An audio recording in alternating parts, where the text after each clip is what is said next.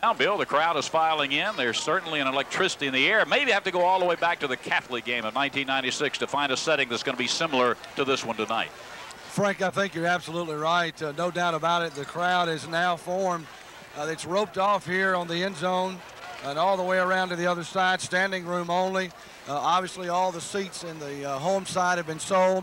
The general admission ticket section on the far side of the North 7th Street end zone was filled up at about 5:30.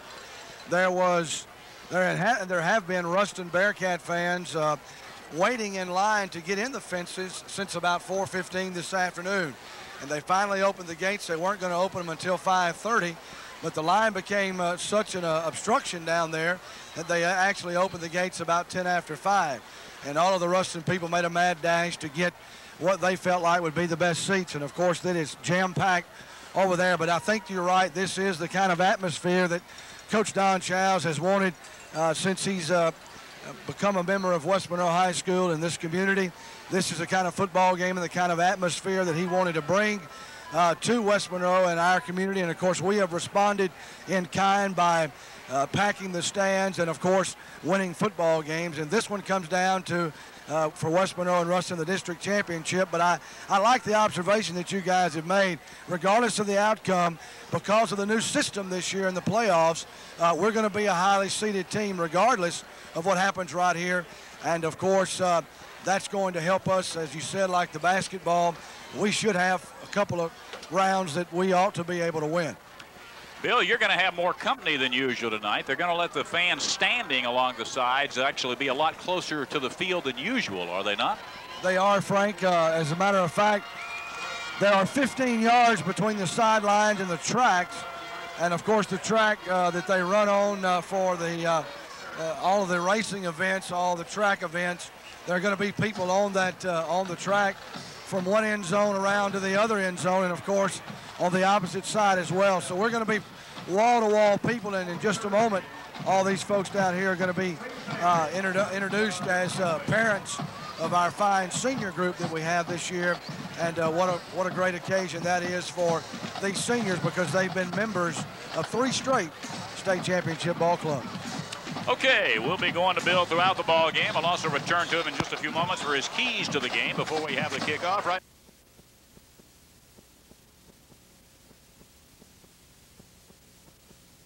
This is West Monroe football.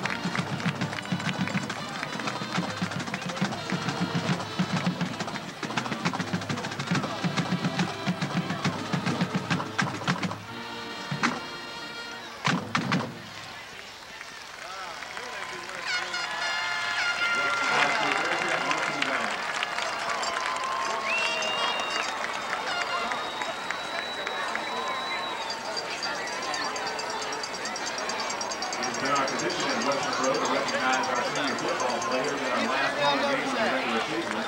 Tonight, each football player will be given a commemorative mug with his number inscribed, compliments of the Rebel Club. Call your attention to midfield.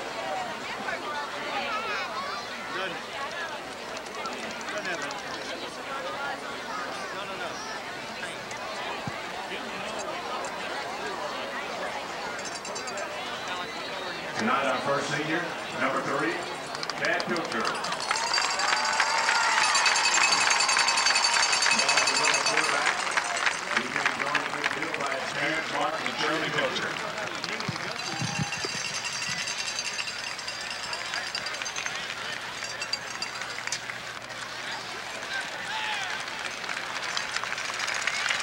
Pilcher. Our next Rebel senior is number 5, wide receiver Brooks Greer. Brooks is joined by his parents, Neil and Edward Greer.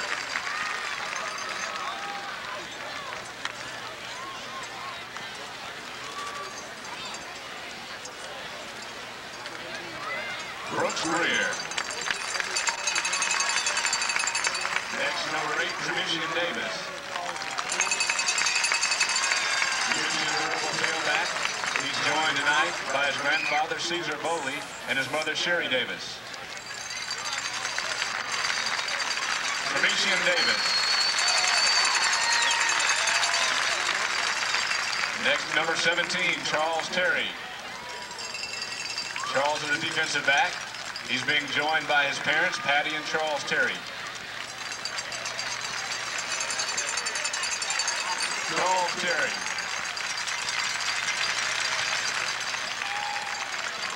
Next is another defensive back, number 19, J.C. McCain.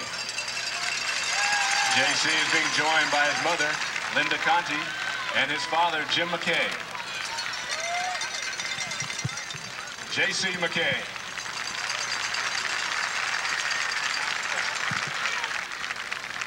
Number 30, Braxton Reich, is a Rebel defensive back. He's being joined by his parents, Janie and Steve Reich. Braxton Reich. Number 31, Jerrod Weisner, is a Rebel tight end. He's joined by his parents, Deborah and Randall Weisner.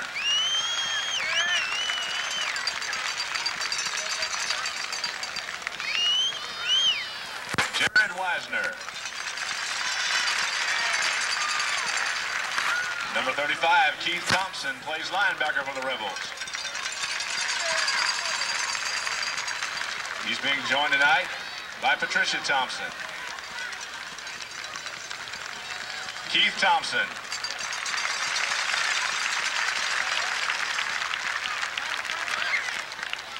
Our next Rebel is number 37, Derek Fleming. Derek's a defensive back. He's joined by his mother, Debbie Fleming, and his father, Doug Fleming. Derek Fleming. Next is another Rebel defensive back, number 41, Cory Brazil.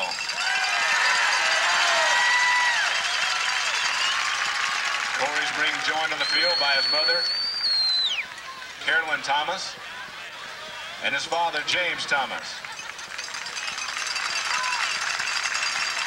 Cory Brazil.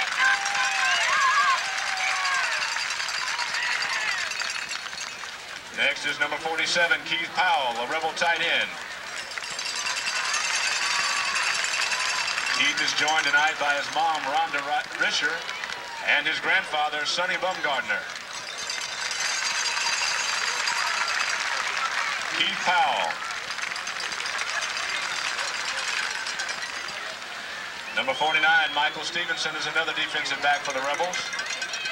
He's being joined on the field by his parents, Sally and David Stevenson.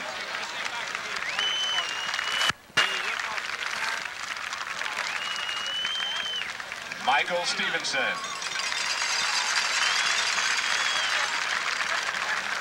Next, number 50, senior Josh Delancey. Josh is being joined on the field by his parents, Ledoux and James Delancey. Josh Delancey.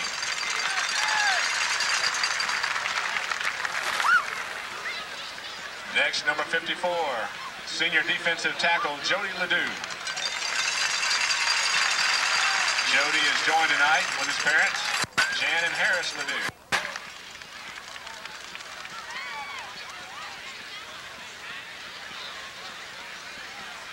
Jody Ledoux. Our next Rebel is number 59, Alex Ayertis. Alex is one of the Rebel kickers. He's being joined by his parents, Sandra and Marlon Ayertis.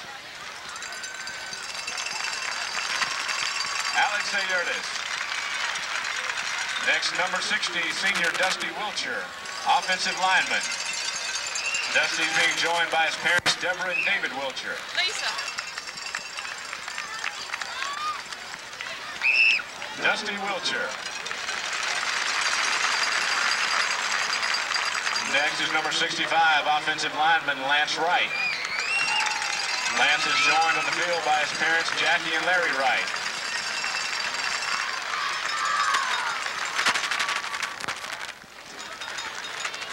Lance Wright.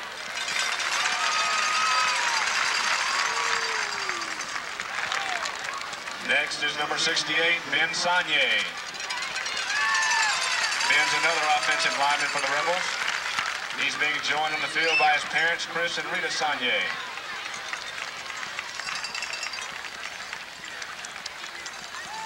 Ben Sagne.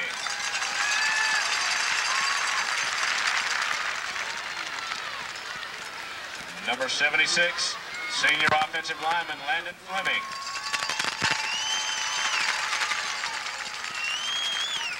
Landon is joined on the field tonight by his parents, Cindy and Randy Fleming. Landon Fleming. Another offensive lineman for the Rebels, number 79, Ryan Simone.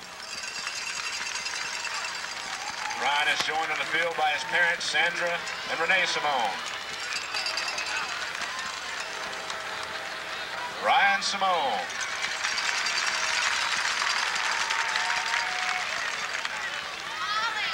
Next, number 87, Jerrod Pickett.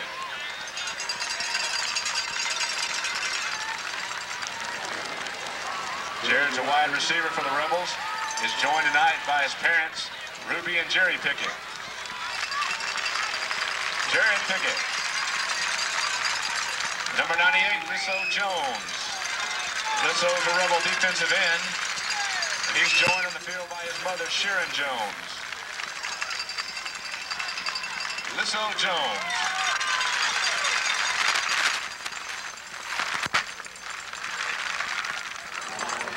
And a very special Rebel, Quincy Richards, serves as manager for the team.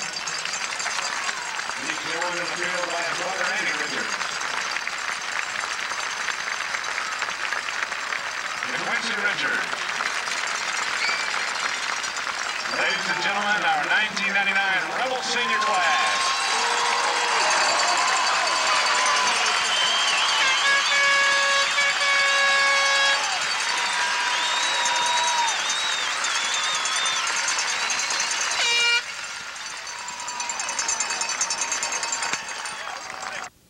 Jeremiah 9:24 says, "Let him who boasts, boast about this, that he understands and knows me, that I am the Lord." We would like to invite you to join us each Sunday morning at 9:24 a.m. in Fiesel Chapel at First Baptist Church of West Monroe for a brand new worship experience called 924. 924 features cutting-edge music, drama, video, and a message from our pastor, Dr. David Yu. If you don't have a church home, 924 may be what you've been waiting for. We'll be looking for you this Sunday at First Baptist Church at 924 to worship for a new generation.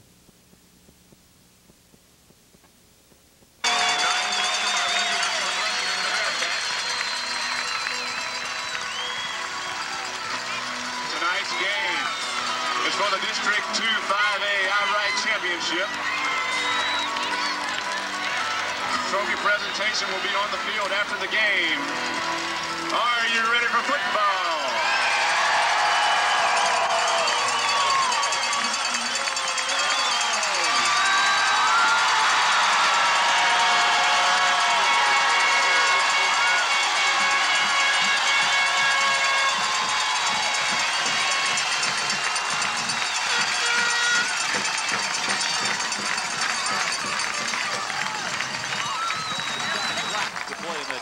Well, I certainly hope they do, because it's the uniform they'll have tonight. Frank, another factor I think that may come into play in this football game, both teams have a lot of young men on the football team, probably over 100 for each school. But Ruston, they have a lot of young men who play both ways. Kyle Williams goes offense and defense. Josh George, Robert Peace, Titus May, Jack Hunt. All of those guys will play offense and defense. I think Tavares Reed will also play offense and defense tonight. So in the fourth quarter, in a tight ball game, that may prove to be a little bit of a difference if those young men get winded playing on both sides of the football. Ruston Bearcats will make their way to the bench across the other side of the field. They'll wear all white uniforms, white jerseys, white pants with red numerals, red trim, and red helmets. So the Bearcats of Ruston High School head across the way. All the seniors are probably going to meet at the center of the field for the toss of the coin for both teams. But a couple of guys will step out in front for West Monroe, and that'll be Landon Fleming for one, big number 76. Actually can't tell who else that will be right now. Derek and Derek Fleming. The Flemings, not brothers, but good friends, and they'll step out in front and represent all these seniors for the toss of the coin, and the Ruston Bearcats will probably do the same and bring their seniors out into the field. Distant relative or cousin to Caleb McConnell, who played here at West Monroe just last year. The rest of that lineup includes Michael Rogers, a wideout, a 200-pound senior, and it would be Jack Hunt at wingback. Probably Ed Gilmore will start in place of him, a 160-pound junior. Garrick Johnson, a good one, who's run for 506 yards at fullback, a 200-pound senior. And Reggie Maxwell, the very talented junior tailback. He's 5'9" and 160. He's run for over 1,200 yards this year. The quarterback is Jonathan Lyons. He's also a talented player, 6'1", 170-pound junior. That's the starting lineup for the Ruston Bearcats on offense. Jim, why don't you kind of share with us the West Monroe offensive lineup? We should have Hank Hamilton starting out at center. The guard positions, Jonathan Kaufman and Lance Wright. The tackles, Landon Fleming and Ben Sonia. As we mentioned, Ben, a 3-year starter on the offensive line. I can't remember another young man in this program that started 3 consecutive years. At the quarterback position, of course, Chad Pilcher, having moved over from defense. Ruston is going to receive the football. They won the toss. At tight end, the big junior, Andrew Whitworth, Brooks Greer, the flanker. We're going to have J.J. Johnson seeing a lot of action, but Mark Banks will be the fullback, Termesian Davis, the tailback, and also number 49, Keith Powell, will see a lot of time in the 2 tight end slot in formation. So the Rebels are gathering around their head coach, Don Shows, offensive coordinator Scott Stone, defensive coordinator Jerry Arles, this very fine coaching staff for the West Monroe Rebels, and of course across the way, Tommy Reeder, the head coach for the Ruston Bearcats, only in his 2nd year, but in his rookie season as the head coach, he took these guys to the state championship game in the Superdome last season. Pretty impressive, and he's got a little help. He has a little West Monroe flavor on that sidelines, or on the sidelines. Herb Holloman and Tim O'Neill. Holloman coaches the defensive tackle position, and Tim O'Neill coaches the receivers over there for the Ruston Bearcats. And Chad Reeder, who did his student teaching here at West Monroe High School, is there on the staff as well. This is West Monroe football. Followed by the national anthem, which we play by the Rebel Band. Dear Heavenly Father, we just thank you for this wonderful evening. Thank you, Lord, for love and caring for everyone here. Thank you for all the teachers in these 2 great schools, Father, the coaches and players. Father, we pray your hand on tonight's game that we can play with your free tonight. Lord, we bless you and we praise you. In your name we pray.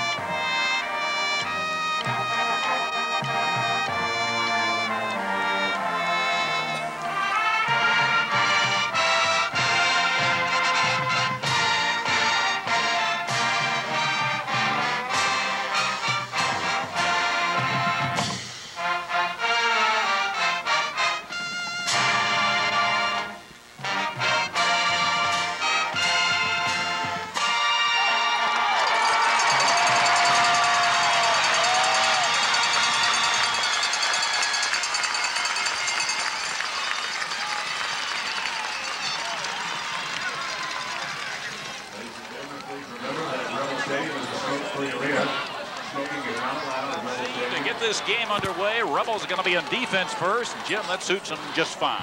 That's exactly what West Monroe wants, but Ruston won the toss, and they wanted the football. Very high-powered, high-octane offense. They do it mostly on the ground, but quarterback Jonathan Lyons, pretty efficient. Throwing the football, he's thrown for over 600 yards this season, but they've rushed, Frank, as a team for over 2,600 yards. And as a team, they're averaging more than 8 yards per carry. Reggie Maxwell is the man in the middle to receive the kickoff. Tavares Reed is also back there along with Darius Richmond. The Rebels are going to kick off from the east end of the football field, and Ruston will move west to east, and that'll be left to right from our vantage point. Alex Ayertes is going to tee that thing up and kick it off from the East 40 in this last regular season game of 1999 for the District 2 5A Championship. Will be underway. There's the kickoff by Ayertes, a sailor. Going to be taken back there by Richmond about the 15. He's got to the 20, 25, 30. He's out to the 35. He is hit and dropped as he crosses the 40 at about the 43-yard line. Outstanding return by Darius Richmond of the Ruston Bearcats. They get outstanding field position, their own 43. Sophomore Matt Richardson, who does a great job on the special teams, made the tackle. But in fact, Jim, it's the 44-yard line and a first down there for the Ruston Bearcats. That's a 35-yard kickoff return. Some problems early in the season for the West Monroe kickoff coverage unit, but in the last few weeks, they had really become more sound covering kickoffs. But tonight, they start out with a big one. Ruston Bearcats send Hilton Hay wide to the right side. They're in that wing T backfield. Titus May will be the starter at fullback. Maxwell is the other running back, and May gets it. He's across the 45 and stops at about the 46, maybe the 47-yard line. Is Titus May as he ran it inside, and the Rebels converged on him there and knocked him down. The gain is 3 as Case Sanders, the defensive end, made the stop for West Monroe. Titus May, one of those young men that we mentioned, that will go both ways. He'll play defensive tackle, and he's also a punishing fullback. Other running back, of course, is the junior Reggie Maxwell, who's run for over 1,250 yards this year. He and May again split in the backfield behind junior quarterback Jonathan Lyons. Second down and 7, and here again they give to Maxwell running left. He is hit and dropped. No gain at the 47-yard line, Jim. The Rebels converged on him, led by cornerback Zach McVeigh. Zach McVeigh doing a good job because Ruston is so tight with their formation. The cornerbacks are going to play a big role against the run tonight, and Zach McVeigh did a good job there. A big third down conversion coming up for the Bearcats. So they keep it on the ground. May got it one time, Maxwell the other. They net 3 yards in 2 plays. It is third down, about 7 yards to go for the Bearcats. As they send Alan Walker wide right, Garrick Johnson is fullback now, along with Reggie Maxwell, and the Bearcats asked for timeout. They didn't like the defensive alignment, and there's a timeout on the field, and we'll be back in 60 seconds with no score from Rebel Stadium. You're listening to West Monroe football. Third down and 7 from their own 47-yard line. Wing T formation. Quarterback Jonathan Lyons with a long count has a man in motion. Going to give it inside of the fullback. He is hit and stopped at the 49-yard line. Garrick Johnson ran to a wall, led by J.R. Hayden, the 205-pound junior tackle for the Rebels. The Bearcats, Jim, run 3 plays. It's 3 and out. They have 4th down and 5 yards to go, and they're going to have to punt it away. And that's not something the Bearcats are accustomed to, and they certainly weren't accustomed to it the first time they played these Rebels in the Jamboree. Frank, that time they sent Maxwell in motion, and they hoped to send some Rebel defenders along with him, but the Rebel defense played well, particularly up the middle, and stopped the big Titus May, the big fullback. Twin safeties for the Rebels, and they will be the dangerous Cory Brazil along with J.J. Johnson. Cory, of course, had those 2 punt returns that set up 2 scores for the Rebels last week. Do we have another timeout? The Bearcats are going to have to take another timeout. We've not yet played 2 minutes, and they've already used 2 timeouts in the game. We'll just keep it here this time as the Rebel defenders have come to the sidelines and gathered around Coach Jerry Arledge. Bearcats are still out onto the field. Let's send it down to the field and check in with Bill. Well, very spirited defensive stand to start with, to making a statement. As you're right, Jim talked about, they're going to try to make West Monroe make some adjustments with all the formations that they're going to throw at you. But Coach Arledge, I overheard he and Coach Middleton and Coach Causey talk about, he felt like their kids were ready, and they were not going to. They were going to key on what he was talking about and not on what Ruston was going to try to make them think they were going to do. And they certainly did that in that first series. Now the Bearcats have 4th down and 5 yards to go. They got an outstanding kickoff return back out to the 44-yard line, but in 3 running plays, they could net only a total of 5 yards, and they are now in punt formation with Josh Jorg as Cory Brazil and J.J. Johnson drop back as the deep men for West Monroe. It looks like West Monroe is short 1 man. Is that correct, our spotter? There's a snap, and the punt away by Jorg. Hit it nicely. Under it is Cory Brazil. He hit it too early. He tries to catch the football. He hit it too early, Frank. Ball was fumbled. Rebels have recovered at the 9-yard line, waiting for a flag to go down, Jim, but it hasn't been thrown yet as Brazil was hit just as the ball came into him. You got to give him room to catch the football. No flag has gone down, but fortunately the Rebels did recover the ball, but back at their own 9-yard line. Frank, we're watching it on the replay. Just a horrible call. You hate to pick on the officials, but he was hit before the ball arrived, and you have to give him a couple of yards cushion to catch the football. You cannot make simultaneous contact with the return man, with the receiver. And that time, the Bearcat defender hit him before the football touched his hand. Absolutely, but the Rebels do have the ball, though it's back at the 9, their own 9-yard line, and Mitch Tucker will be the quarterback, and he's faking on 1st down and throwing the ball up the field. Has Greer, and it's caught at the diving reception out of the 37-yard line.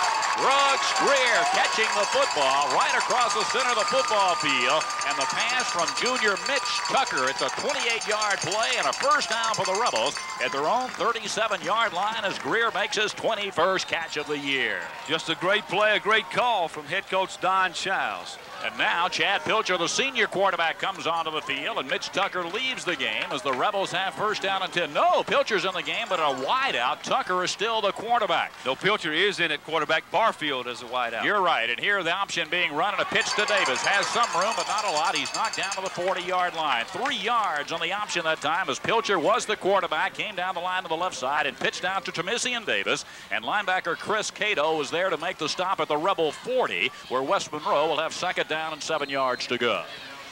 Frank, just a great play, a great call on 1st down to get West Monroe out of a hole with that great pass play, reception made by Mitch Tucker, thrown by Mitch Tucker to Brooks Greer. What a great pattern, too, by Brooks Greer, who was wide open. The option goes the other way. Pitch to Davis, looking to turn the corner, stiff arms his way to the 45, stopped at the 46, short of the 1st down by a yard.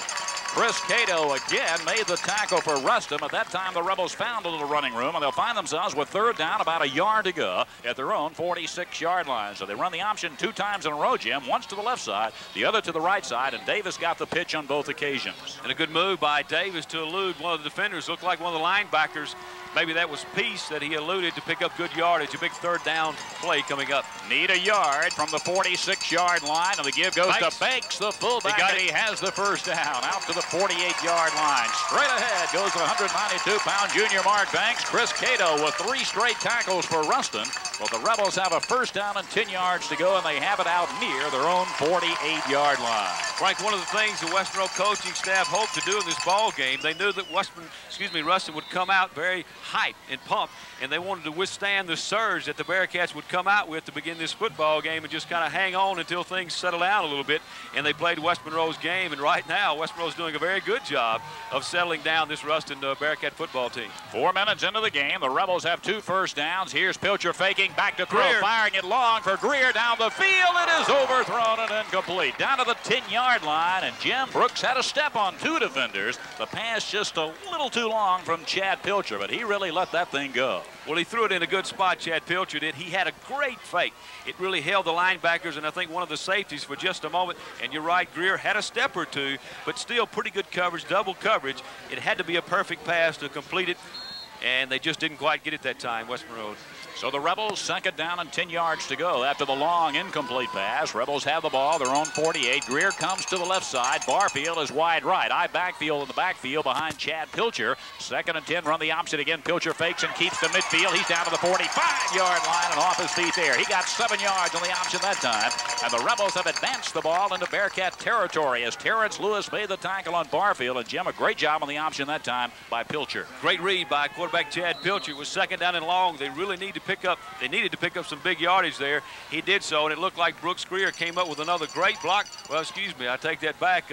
He wasn't able to come back on the crackback block, but still Chad Pilcher did a good job of picking up about 7 or 8 yards. 3rd and 3, wide side to the right side this time, and that's where the slot I formation will go. As quarterback Chad Pilcher barks signals, takes the ball. He'll come the other way. The short side. He has the first down and more to the 40, 35, and out of bounds at the 31-yard line is Chad Pilcher of the Rebels. They ran the option to the short side that time, back to the Rebel bench. Jeremy Hamilton, the linebacker, forced Pilcher out of bounds, but another first down for the Rebels. The Rebels in their opening possession, driving it right down the field, and a first down just outside the Bearcat 30. Pretty impressive drive right now being assembled by the West Monroe Rebels. They started out at their own 9-yard line, Frank. Indeed. First down and 10. Edward Dade comes into the game at fullback. Tremisian Davis dotting the I at tailback behind senior Pilcher. Pitch it out to Davis, sweeping right. Tries to get a block, can't do it. He is upended at the 30-yard line. Good play by Neil Holloman, the strong safety. Took on a blocker and then made the tackle of Tremisian Davis to hold the Rebels to no gain at the Ruston 30-yard line. Frank, you're right. Neil Holloman really came up from his strong safety position and played that play about as well as you can play a run. And he came up, as you mentioned, and knocked the blocker back into Tremisian Davis, and Tremisian had nowhere to run. That play started out, and it looked pretty good, but the fullback just unable to get the block on the strong safety. So it is 2nd and 10 for the Rebels at the Ruston 30. Pilcher pitches to Davis. A reverse play has Brooks Greer with a football. Looks for room, has a little to the 25. Breaks to the 20. Down to the 17-yard line and a first down run by Brooks Greer on an end around. A reverse play that time as they pitched to Davis. Came back to Brooks going the other way. He broke a tackle, as you mentioned, Jim, along the way, and a great run it was. He picks up 13 yards and a first down for the Rebels at the 17 before Titus May made the tackle for Ruston. And I tell you what, a pretty good block by Chad Pilcher, I believe it was, on that play. And he was blocking, I believe, on Peace, the great Robert Peace, the great linebacker for Ruston. First down, Rebels, the 17-yard line of the Bearcats. Slot I formation for West Monroe. Down the line of the option is Pilcher faking, keeping inside the 15, and he drives to about the 11, maybe even the 10-yard line. Pilcher he faked inside, but didn't take it down the line. Went back the other way against the grain, put his head down like a fullback, and drove that thing down to about the 10-yard line before Steve Simonton, a 300-pound tackle, made the stop. The gain is 7 yards at the 10-yard line. It's 2nd and 3. Good read by Chad Pilcher that time. He was running the option to the left. The entire defense for the Ruston Bearcats shifted to the right in pursuit, and he just cut behind that flow and picked up and almost scored a touchdown, picked up good yardage. Opening possession of the game. Rebels have driven from their own 9-yard line, and a 2nd down and 3 at the Ruston 10, and here's a gift. Fake by Pilcher, keeps it himself, and he's near first down territory, down around the 7-yard line. Faked it into Mark Banks and kept it down the line on the left side. Steve Simonton made the tackle for Ruston, and they'll take a look as they check the chains across the way, but he's very near the 7-yard line. Going to be a little bit short. Now they're going to bring the chains out to measure. Gives us a chance to check in with Bill Norris. He's right there on the line of scrimmage. Well, I'd be surprised, guys, if we don't have the first down here. Looks like we'll have it by about a half a length of the football. But I tell you what, you've got to be thoroughly pleased with the way that West Monroe came out, not only defensively, but also offensively. And West Monroe indeed has now first down and goal. First down and goal to go. The Rebels at the 7-yard line. Jim, as you reminded me just a minute ago, this thing started all the way back at the 9-yard line. What an impressive drive it would be if the Rebels could score a touchdown here. 91 yards this drive would cover.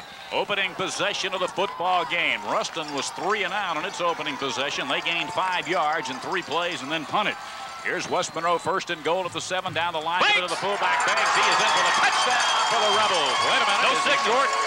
No, he didn't get in. He's down to about the 1-foot yard. I'm sorry about that. Mark Banks blasted in the center that time. Looked as if he was going on in, and they stopped him about a foot away from the goal line. It is 2nd down and goal to go. Boris Reed is the guy who made the tackle on Banks, but they're very near that goal line. Well, as we watch the replay, Banks clearly scored a touchdown, but what happened was the line official on the line of scrimmage, he didn't move along with the play, and he was out of position to make that call, but Mark Banks should have had a touchdown. 2nd and goal. They fumble the snap. Pilcher picks it up, and he goes down. He didn't get in. He is down about the line of scrimmage. Oh, goodness gracious. Pilcher fumbled the snap, picked it up, fortunately, and then is knocked down by Bryant Gray. So now it is 3rd down and goal to go, and the Rebels have asked for timeout. We'll be back in 60 seconds. This is West Monroe football. Foot away, give it into the fullback, straight into the center, and the Rebels are stopped again. They didn't get in for the score. They are stopped again, short of the goal line. It's going to bring up 4th down and goal to go.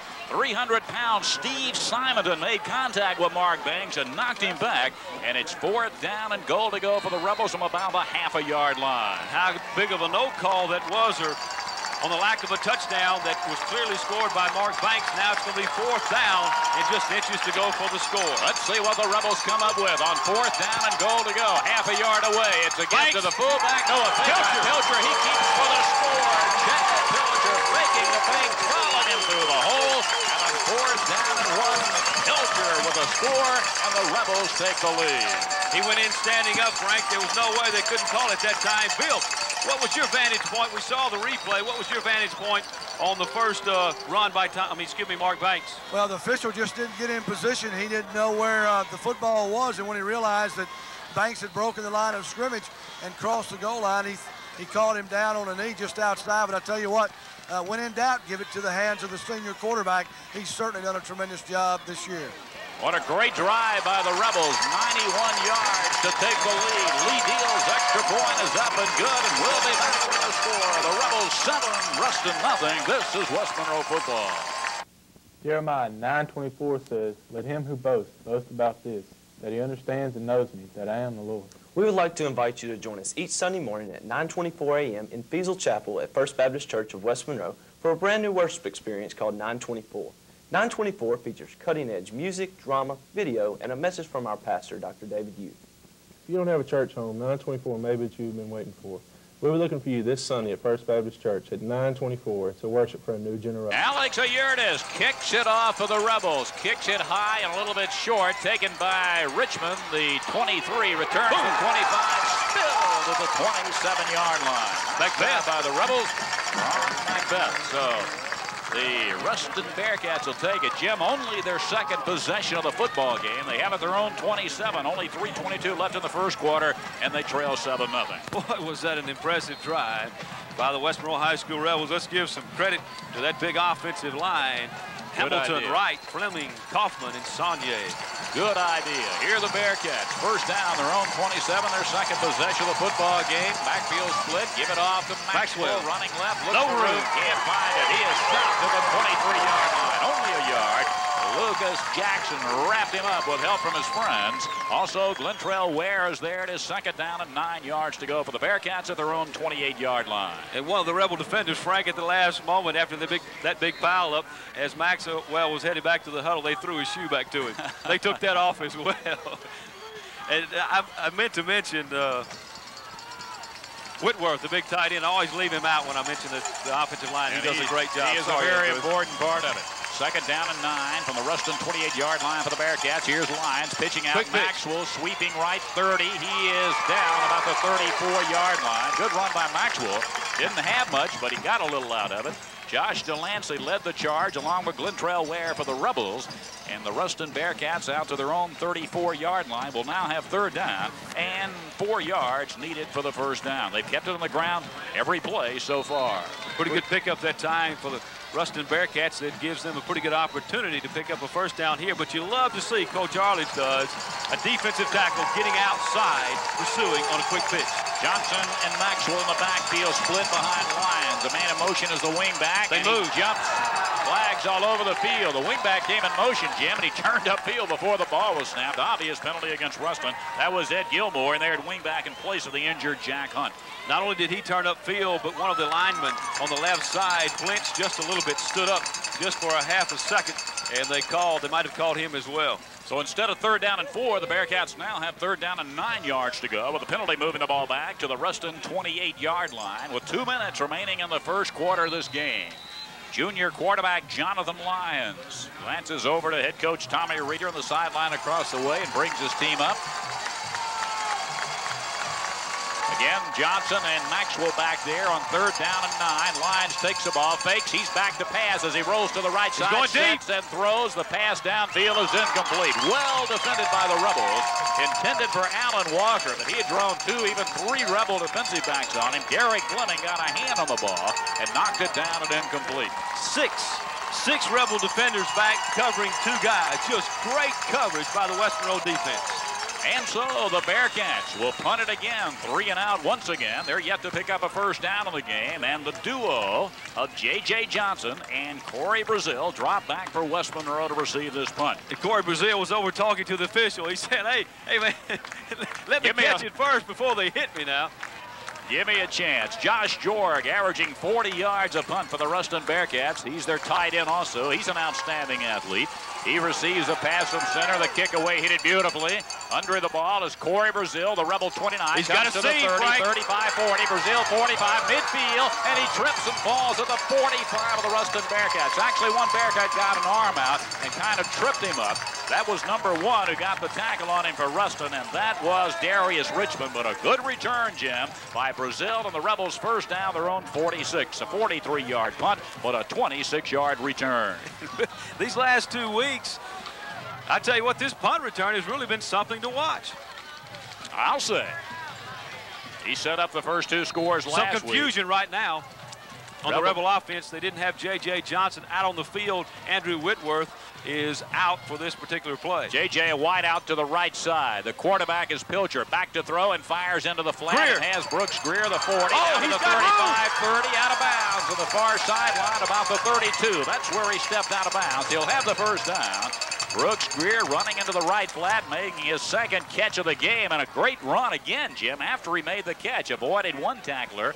There he is as we see the replay provided by Sunrise Communications, and he's out of bounds across the way. Neil Holloman edged him out of bounds, but a first down for the Rebels at the Ruston 32. And the West Monroe Rebels had their fingers crossed that time. J.J. Johnson was the other receiver with Brooks Greer on that last play. Thank goodness he knew the play. Slot eye. Pilcher back to throw it again. He's firing into the flat. Greer again at the 22-yard line, and he goes down there very near the first down stick. Terrence Lewis slung him down that time, but is very near another first down. Brooks Greer with his 3rd catch. There is a penalty marker down. They're going to call it back. Holding has been indicated against the Rebels. Let's send it to the field and Bill Nars. Well, Frank and Jim, so far, just a little in-your-face football by the West Monroe Rebels. First defensively, and then, of course, that 91-yard drive. You can't get much more in someone's face than that to take it down 91 yards and go up. I'll tell you what, the holding call, though, is going to be costly here because 2 fine receptions by Brooks Greer and 2 good throws by Pilcher had us down inside the 30-yard line, actually inside the 20. And now we're backed up to about the 45. So a critical mistake here. We'll see if we can overcome that and keep this drive alive. Yeah, that penalty's 10 yards, but it's about a From the spot of the foul. 25-yard swing. That's right. From the spot of the foul. It's back to the Ruston 45. First down. They're throwing Here's the again fake by Pilcher. Back to throw, but now he's running and going down. He is knocked down back at the 47-yard line. Loses 2 yards on the play as he was trying the play action. And the Bearcats after him and knocking him down. Brian Gray making the tackle. Frank, looked like J.J. Johnson was out as a receiver that time. He wasn't the intended receiver, but I believe Ruston's going to be called for holding J.J. on the play. Let's see, here comes the official. Holding is the call against Ruston. You are exactly right, Judge Nars. They do penalize the Bearcats for defensive holding that time, and so they'll get that penalty yardage back. And is that an automatic first down? No, it is not, but they don't quite get all the yardage back. No. It was 2 10-yard penalties. One was from the spot of the foul. This one's from the line of scrimmage, so West Monroe actually loses in those 2 10-yard penalties about 5 or 6 yards. Of course, it didn't have to be an automatic first down because it's still first down because of the penalty. So it's first down and about 15 yards to go now from the Ruston 37-yard line.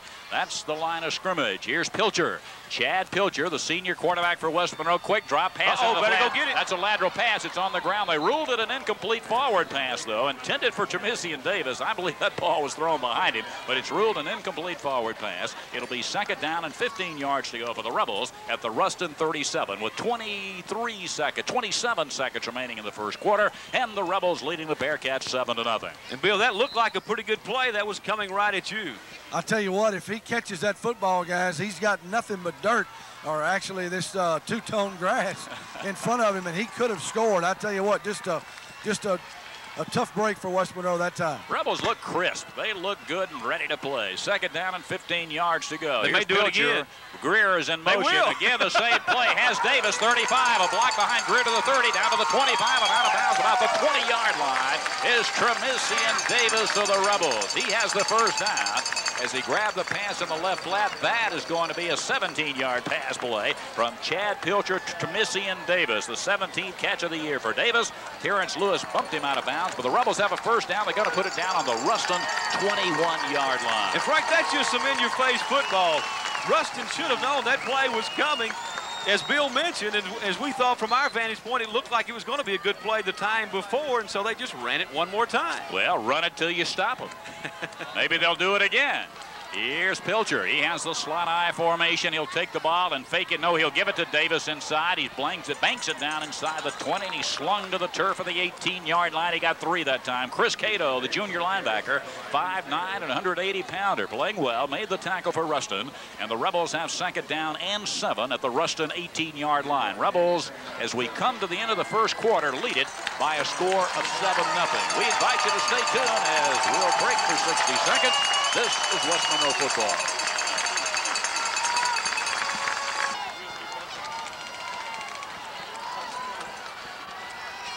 Beginning the second quarter play, 2nd down 7, the Rebels. Pilcher fakes and rolls right, wants to throw. He fires the pass, diving reception. Yes, at the 12-yard line. Diving catch by Adam Barfield at the 12-yard line. First catch of the year by the junior wideout, and Jim, a great catch by Barfield as he dove to make the grab and scooped it up just before it hit the turf at the 12-yard line and very near first down territory. And boy, was it ever just a great catch by Adam Barfield, and that's a big play that puts West Monroe in good shape here on 3rd down. I thought they were looking, Pilcher was looking for Greer, who was running a deep flag into the end zone, but he saw Barfield and hit him. 3rd down, less than a yard deep for the first down. Fumble the snap, pitch to Davis anyway. To the 10, he's down to the 5, he's near the goal line, but out of bounds to the 1-yard line. Tremisian Davis.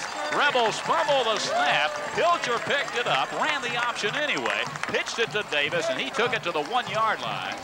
A one-handed catch by Tremisian Davis. And Bill, once again, that official right beside you was out of position.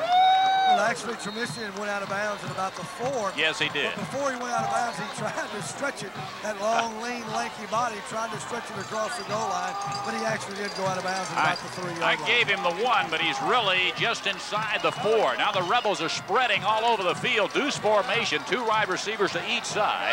1st and goal from about the 4-yard line. Davis, the only running back, and they'll run the option. Pitch to Davis. He fumbles the ball. Ruston picks it up at the 10, returning to the 15-20. The race is on, and they're caught from behind at the 36-yard line. Terrence Lewis picked up the loose ball at the 2-yard line. The race was on. Tremisian Davis fortunately caught him from behind, but the Ruston Bearcats recover their fumble and return it out to the Rebel 35-yard line. Frank, I think that's going to be Adam Barfield who made that tackle on the play. Was it Adam Barfield or Tremisian Davis? We'll get a chance to look at it hopefully on the replay, but just a tremendous break for the Ruston Bearcats. West Monroe was going in for their 2nd score and going to open up a 14-0 lead, and that fumble could prove to be very costly. So a first down for the Bearcats at their own 35-yard line after the fumble recovery and return. As they pick that ball up, the Rebels had gotten it down to the 4-yard line. Here are the Bearcats handing off to Maxwell, coming left, trying to turn the corner of the 40. He's out to the 45. Boom, what a hit. At the 50-yard line is Reggie Maxwell. Big hit, as Jim said, by Cory Brazil as he bumped him out of bounds roughly, but a first down run, and there's that speed they've been talking about with Maxwell, the first time they've gotten him outside, and that is the first down of the game for the Ruston Bearcats with 10:50 remaining in the second quarter. What got him outside that time was a great move on the right cornerback, Zach McVeigh. Zach was in great position, but a little juke. And he froze Zach, and he was able to get outside. Maxwell was able to get outside McVeigh.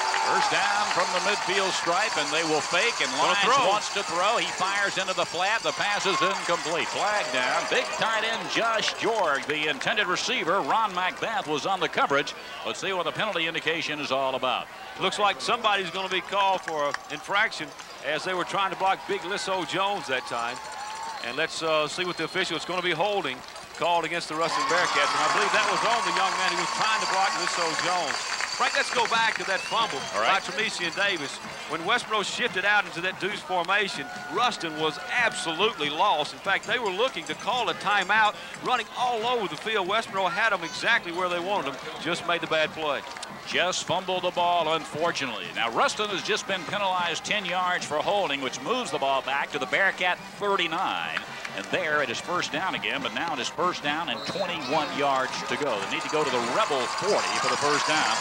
Eric Johnson in the backfield along with Reggie Maxwell for the Ruston Bearcats. Jonathan Lyons takes the ball, hands off to the fullback, and nothing there for Johnson. Knocked down the 40. He got a yard. Lisso Jones squeezing down nicely from defensive end. Knocked him down at the 40. It is going to be second down and 20 yards to go for Ruston at their own 40-yard line. 10.5 minutes remaining in the second quarter. West Monroe leading 7-0, but had a chance to make it 14 before they fumbled down inside the 5-yard line. And, of course, the Bearcats had a chance to tie it, but for that touchdown-saving tackle, I believe it was number 2, Adam Barfield. Here are the Bearcats at their own 40. Second down, 20 yards to go. Jonathan Lyons will face. He's back to throw the football. He is looking. He fires, and he overshoots his man across the way. Way overthrown. Intended for Alan Walker. But Lyons threw it into the Ruston bench. It'll bring up third down and 20. Derek Fleming providing the coverage for West Monroe that time. Mims' boys really put a lick that time on quarterback Jonathan Lyons, and the reason why the crowd is booing is because Mims tried to help the quarterback up after he knocked him on his tail, and the quarterback didn't want any help. So it's third down and 20 for Ruston. 10-10 remaining here in the second quarter. The Rebels lead it 7-0. District 2 5A Battle Royal. The Bearcats, third and 20. Maxwell. And a handoff to Maxwell running left. Rebels after. He's down. Losing yardage. He lost 2. Back to the 38. Lucas Jackson, the linebacker, hit him, but actually it could have, take your choice. It could have been 3 or 4 Rebels there. Lucas got to him first. Maxwell never had a chance. It is going to bring up fourth down and 21 yards to go. And the Bearcats will have to kick it away. And the Rebels, though they lead only 7-0 here early in the second quarter, have thoroughly dominated this game so far. They certainly have. And once again, I think that was a big-time play by Adam Barfield to run down that would-be return man on the fumble return for Ruston Bearcats, because that would have tied this up at 7 apiece. Josh Jorg is in punt formation for Ruston. There's the snap, one-man rush. The kick away by Jorg. High, wobbly punt. JJ. And J.J. Johnson has it. He avoids a man at the 25. He's goes to the 30, 35, 40. J.J. the 45, and out of bounds out near the midfield stripe is J.J. Johnson. Got it across the 50 in the Bearcat territory, and a first down for the Rebels at the 49-yard line. A 36-yard repunt by Jorg. 25-yard return by J.J. Johnson, and the Rebels in great field position. The Bearcat 49. Let's send it to Bill. I'll tell you what, just a lot of things. I mean, this thing is fast-paced, hard hitting right here on the sidelines, and West Monroe now has another chance here after they stop Ruston to do something positive on this drive. Chad Pilcher and company from the Ruston 49. No He's faking and keeping 45 down to the 40 and off his feet at the 37-yard line is Chad Pilcher of the Rebels. That's 12 yards. And a first down and 10 is linebacker Jeremy Hamilton and the other linebacker Chris Cato combined on the tackle. But again, Jim, a great read by Chad Pilcher. And a great job by Big Landon Fleming to steal off the inside, and the tight end Whitworth to kick out the defensive end. He ran right in between, Chad did, those two big linemen. First down, the Rebels, the Ruston 37-yard line. 9 minutes remaining first half. The Rebels a pro-I formation. Banks and Davis back there behind Pilcher.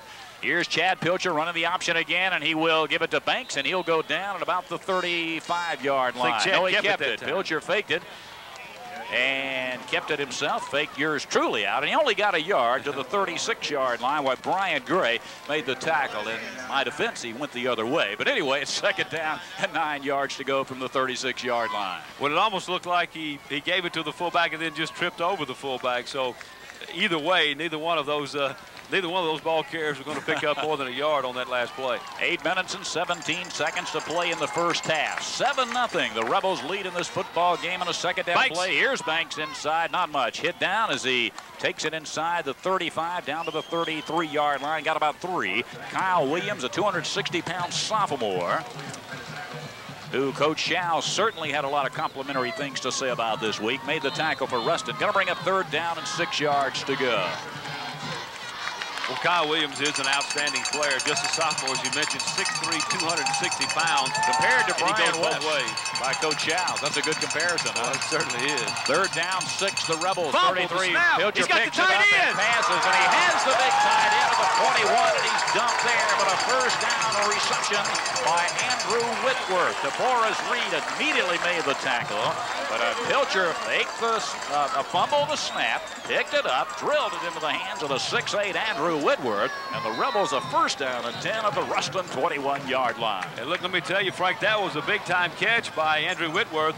He juggled the ball just a little bit, was hit almost as the ball arrived, but he was able to hang on and pick up a big first down for West Monroe. Barfield left, Greer to the right side, Banks the fullback, and here's a fake by Pilcher, keeps to the 20, hurdles his way to the 15-yard line. 6 more by Chad Pilcher, running the option down the line to the right side.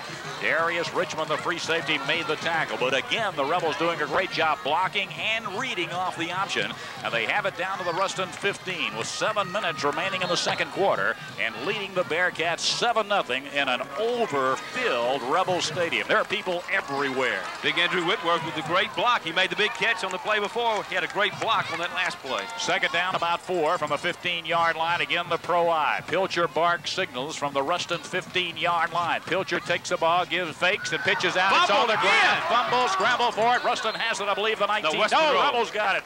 Somehow or another, Tremisian Davis got back there to get the football. Darius Richmond was out after the football. Ruston had 2 or 3 guys after, but a great job by Davis in at least recovering the fumble. But the Rebels lose 4 yards on the play, and now back at the Ruston 19. It's third down and 7 yards to go. Well, Chad, with the right read, he was trying to pitch it back to the tailback, but he was hit before he had a chance to pitch it back, and that caused the bad pitch.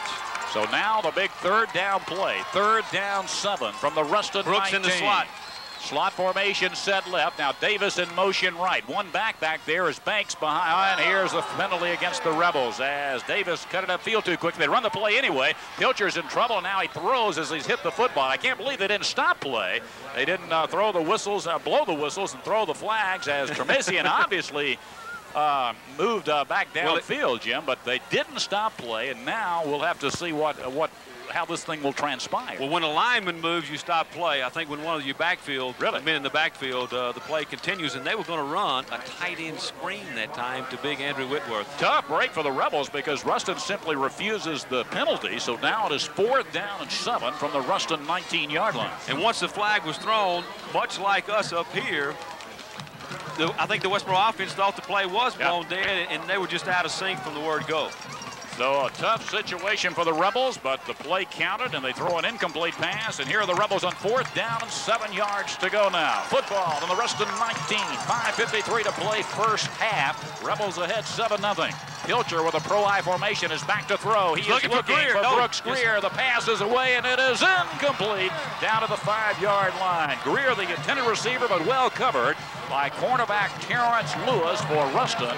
And again, the Bearcats turn the Rebels away. They'll take over the ball, and again, it was the fumble that turned away the score. The fumble and the penalty on that third down play brought up a very difficult 4th down, but just a great defensive effort. And I'm not so sure that the Bearcats turned the Rebels away as much as the Rebels turned themselves.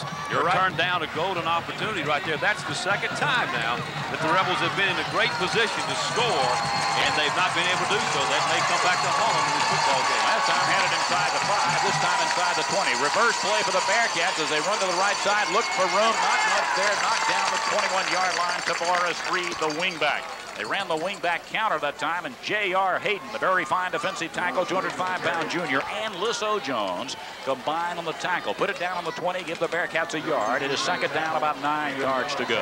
Tavares Reed, Frank, comes into the ball game with just a couple of rushes on the season. Normally, you would see Jack Hunt running that play, and Jack was averaging almost 10 yards a carry. Yeah, you expect that play to unfold a little bit differently. Jack Hunt had the football, I guarantee you. Second and 9, the Bearcats at their own 20, trailing 7-0.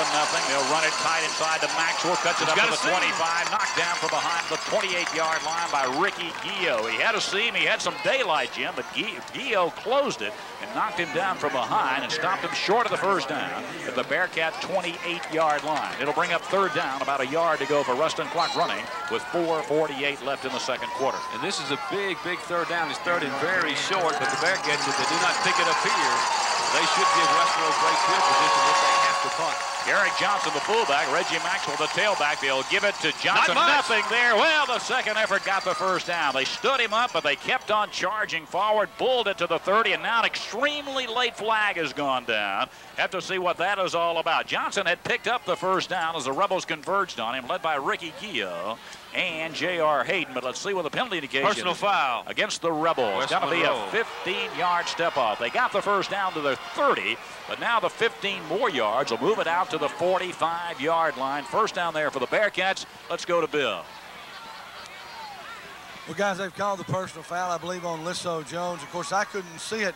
We had stood the running back up, and it looked like that we had stopped his penetration and negated the first down, and then second effort got him. And somewhere in that massive humanity, something happened, and the penalty flag was thrown. Bearcats first down, their own 45, 4:22 to play here in the first half. Back to throw the football as Lyons has time and fires it. It is incomplete and almost intercepted, and a flag goes down in the secondary. Macbeth trying to come up with the interception. That pass intended for Alan Walker, I believe, or Michael Rogers. Let's see what the penalty indication is going to be, but I'm afraid it's going to be interference against the Rebels. Well, they're calling pass interference against West Monroe.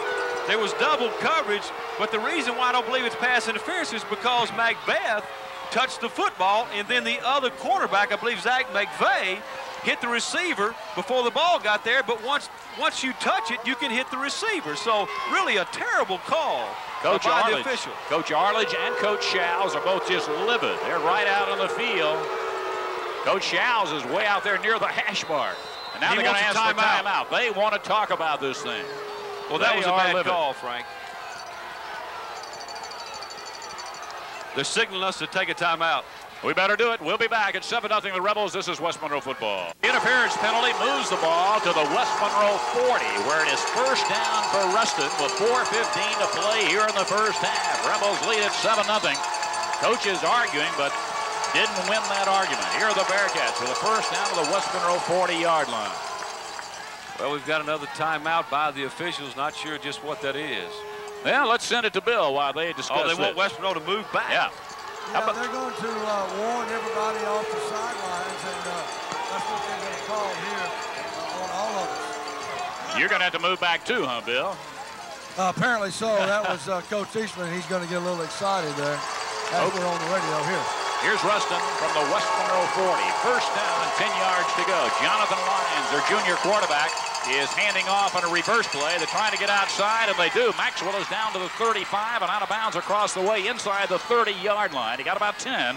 Ron Macbeth got him out of bounds. Great quickness by Maxwell. Looks as if the Rebels had him strung out, and all of a sudden he turned on the afterburners, and he advances the ball down actually to the 31-yard line of the Rebels. It's short of the first down by a yard, so it'll be second down and a yard to go for the Ruston Bearcats, but Maxwell can really scoot. Well, he certainly can, and when he gets outside containment, which he did that time, he's going to pick up some good yardage. You've got to contain him. You have to make him turn up inside. Second down, a yard to go, and they will give it inside the fullback, and he has the first down as he bangs it inside the 30 down to the 26-yard line. 200-pound senior Garrick Johnson has the first down for Ruston. J.R. Hayden makes the tackle. Exactly 4 minutes remaining in the first half as the Rebels lead it 7-0. And the Bearcats trying to take advantage of the breaks that they've gotten here. West Monroe unable to score on their last drive, and then a couple of very convenient penalties for the Bearcats, and they're in great field position now. First down, the Rebel 28-yard line for Ruston. Tight wing T formation. Jonathan Lyons will fake. He wants to throw. He fires long for the goal line. This pass is intercepted in the end zone by Derek Fleming, and what a play by Fleming. And Janney intercepted in the end zone, so it's a touchback, and the Rebels get it out of the 20-yard line. The second interception of the year for Derek Fleming. But give a lot of credit to the guys up front, the defensive line. They had some heavy pressure. I know it was Case Sanders and a couple of his friends, and I think the quarterback threw it a little bit too early. It was Case Sanders and Glentrell Ware, but just great coverage by Derek Fleming. He's played well all year long. Let's check in with Bill. Well, what a huge play by Fleming. Member of the Good Hands team that time as he denied Ruston after Ruston had a good drive going. Rebels at their own 20-yard line now. Run the option. Give it to the fullback. Banks twisting his way out beyond the 25. He's near the 26-yard line. Got about 6. Steve Simonton, the 300-pounder, made the stop for Ruston. Call it 5 to the 25. Second down and 5 yards to go with 3:25 remaining here in the first half. The Rebels ahead 7-0, but the Rebels have had it twice in the red zone and gone away with nothing since taking that early lead in the first quarter. West Monroe second down and 5, and again Banks has the ball. This time gets 2 yards, maybe 3, out near the 28-yard line with Ronald Hale, a 220-pound defensive end, holding on. It'll be third down and 2, but the clock runs now with 3 minutes showing left in the second quarter, and the Rebels third down and 2 yards to go. And the Rebels would like to pick up this third down and pick up a first down on third down, because that would continue the clock, allow their drive to continue, but it would also keep the ball out of the hands of the Bearcats. Pro I formation, West Monroe from their own 28-yard line. We'll see what they do on this third down play. They'll keep it on the ground. Pilcher has gone a fumble. Yes, he did. Banks. And they have their short of the first down. Close. Banks did get the handoff, and he's down near the 30-yard line. Simonton again made the tackle. Pilcher, a good job carrying out the fake after handing off. Kyle Williams also off that pile. Jim, it is very close at the 30-yard line. They probably, they will not measure. Well, if it touches, since they took it out after the touchback, if it touches the 30-yard line, it's a first down. Apparently, the ball is, Bill, it must be a credit card away from the line. Well, actually, if our deep snapper moves the ball any much further, we ought to get a first down. It's worth a measurement, I would think, but they don't measure. Tavoris Reed is deep, and there's the punt by Mims Boyce, bouncing the Ruston 40. Takes a Rebel bounce inside the 35. It'll go dead at the 32-yard line of the Ruston Bearcats. The Rebels nursing that 7-0 lead, not able to risk going for it on fourth down at their own 30-yard line. So the Bearcats take it. First down and 10 yards to go. It'll be the 33-yard line. They have 1 minute and 50 seconds left in the first half. And Coach Howes, he's a gambler when it comes to going for it on fourth down, but not that time. Nothing doing that time. So the Bearcats, last time they had the football, drove it right down the field, but then they were intercepted by Derek Fleming in the end zone. Let's see what the Bearcats do this time as they go from their own 33-yard line with Garrick Johnson and Reggie Maxwell back there behind Jonathan Lyons. Wing T. And they'll hand it off to Maxwell, not much. Knocked down at the 35-yard line. Lisso Jones is there as they get 2 yards to make it second down and 8, and the clock will run with 1:39 showing. Mims Boyce also off the bottom of that pile for the Rebels. And really Ruston, primarily a rushing football team. Lyons has thrown for about 600 yards, but when you're approaching 1 minute to go, 1.5 minutes to go in the first half of play, and you're down by 7, you only have 1 timeout left. You would normally think they would throw the football, but they ran it on first down. Second down, about 8. This time, Lyons hands off again to Maxwell. Sweeping right, looks for room, can't find much as a flag goes down. He does, too, at about the 38-yard line. He kind of weaved his way for 3 yards as Lucas Jackson cracked him down. Also, Josh Delancey is there. Let's see what the penalty indication is all about, though, as that will stop the clock and holding against the Ruston Bearcats. An awful lot of penalties in this football game on both teams. 10-yard penalty. I want to send our best to Mark Hebert. That's Ray Hebert's brother, listening over the World Wide Web tonight in Winston-Salem, North Carolina. Our best to Mark Hebert, and you find Rebel fans just all over the world. Got a few of them around this area. Gary Perkins listens to some of the games on the radio when he can't make it. And Robert and Sharon Manning, they come to most of the games, but they also listen while they're here. Second down after the penalized, back to the 27. Lions rolling left to throw. Throwing on the run. His pass is intercepted back to the 40. Macbeth is back to the 45. He's in midfield. He is out of bounds at the 49-yard line of the Bearcats. And Ron Macbeth with his 4th interception of the year. And what a great running interception it was as the Rebels take it at the Ruston 49 with 51 seconds left of the first half. And, Bill, that time Jonathan Lyons had an awful lot of room to run the football if he wanted to. Yeah, he had the first down, no doubt about it. I'm not sure what his thought process was. He actually came close to crossing the line of scrimmage, and I thought he was going to do that. Why he threw the football there, especially in that kind of traffic, I just don't know. Mitch Tucker in the game at quarterback for the Rebels. It's on the Ruston 48-yard line with 51 seconds left in the half, and Tucker's dropping back to throw and looking and firing downfield, and the pass is incomplete. Brooks Greer, the intended receiver, but Terrence Lewis, the closest man to the football that time. So that incomplete pass will make it 2nd down and 10 yards to go, and that was something of a dangerous pass by the Rebels that time. Well, it was, Frank, and the reason why it was so dangerous, right now Ruston playing a 4-deep zone, just lining 4 defensive backs about 10 or 15 yards, about 15 to 20 yards off the line of scrimmage. So the short passes are what will have to work if West Monroe wants to move the ball. Pilcher back in at quarterback on this play. 2nd down 10 from the 48. Pilcher is back to throw, fires it incomplete, intending that pass for Adam Barfield, but threw it well behind him. It's 3rd down and 10 at the Ruston 48.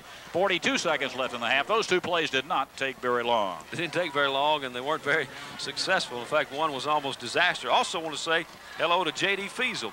He's listening to the football game. And to tell you about some of our rabid fans, John Warlick, sitting just in front of us, had surgery today, and he's here tonight for the ball game. Another young man had a kidney stone removed, and he said if he had a ride, he'll be here at the game. What fans? Those are fans. Here's Pilcher back to throw. Big rush on him. He tries to get away, and he can't do it. They sack him back at the 45. Had nobody back there with him. Kyle Williams, the sophomore, got to him. It is going to be 4th down for the Rebels back at their own 45. Ruston may call timeout. They will, stopping the clock with 30 seconds. We'll be back in 60 seconds. It's the Rebels 7, the Bearcats nothing. This is West Monroe football. In punt formation on 4th down and long from their own 45-yard line. Mims Boyce back there has the snap. He will punt the football. And his punt is going to be angled out of bounds, and it will nicely go out of bounds. No return by the Bearcats. It'll be out of bounds at about the 26-yard line of Ruston. Good job by Mims Boyce. Great job, and exactly what you want. It looked like it was a 30-yard kick by Mims Boyce. He kicked it out of bounds. There was no return. They had great protection for their punter. They didn't make a mistake, much like, what was it, Clarksdale, or was it Moss Point? They didn't try anything this time. So 23 seconds remain in the half now as Ruston gets the ball once again. West Monroe had it for 3 plays, and that they took it with less than a minute left in the half. So Ruston has it. Let's see what they try to do as they have it some 75 yards away from the goal line, and they trail the Rebels 7-0. They send Alan Walker wide to the right side of the football field, the only wide out, but there goes a man in motion, Garrick Johnson. Jonathan Lyons pitching it out to Maxwell, running right. They're trying to get him loose, and they can't do it. He is out beyond the 30, 35 down now at the 39-yard line. I guess you're right, Jim. 14 yards on the play from Maxwell. Looked as if the Rebels had him bottled up. Now there's 14 seconds left in the half. The Bearcats go quickly at their own 39. Mims Boyce corralled him and made the tackle. And that time, J.R. Hayden lost his shoe, and they're trying to get somebody in to replace him. Looks like it's going to be Josh Delancey, but he's going to be out of position as they spike the ball. They spike it. That'll give time for Josh to get onto the field and J.R. to get his shoe back on. That spike comes with 11 seconds left in the half, as the Bearcats will have 2nd down and 10 yards to go. Football on their own 39-yard line. They started this with a run of about 12 yards by their great running back, Reggie Maxwell. Our thanks, as always, to Scooter Pleasant and the fine folks at CenturyTel for their assistance and on the broadcasts provided for you right here on Kickin' Country Y106. And look for Ruston, if they want to try and score here, try to get something down the field throwing the football. Well, Lyons has him at the line of scrimmage with 11 seconds to play. Takes the ball. He is handing off and down in the backfield, back at the 36-yard line. Mims Boyce makes the tackle on Reggie Maxwell as the first half comes to an end. It's a good one, as was expected, between these powers and District 2-5A. As they leave the field, we'll send it to Bill Norris, who will grab Coach Don Chow. Well, Coach, the most intriguing first half of play, obviously in the first quarter, we just kind of played in-your-face football, took it right to them on a 91-yard drive and had some good things going early. What were some mistakes? Well, after we got down here, started fumbling the snap from the quarterback in the center, and then we pitched make a bad pitch down here, and we should have got another. We should have 14 points now. Actually, we could have had 21, but we got 7, and we got to come out and play a good second half. I thought the first play of the game could have been a touchdown if the ball had been led a little more. Yeah, we worked on that all week, and it could have been a touchdown if we had gone ahead and threw the ball. So we just got to execute second half. Absolutely. Okay, guys, you heard it from the head man. Just got to do some execution and make up for some of the things that we didn't do in the first half of play. But I'll tell you what, West Monroe's played awfully well, what with those few mistakes. And as he said, it could be 21-0.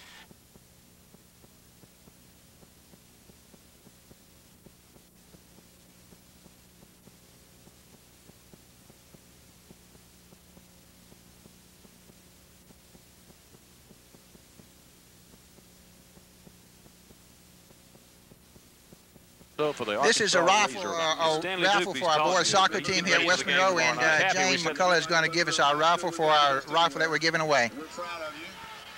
We'd like to say a special thank you. This goes to Creighton Chandler.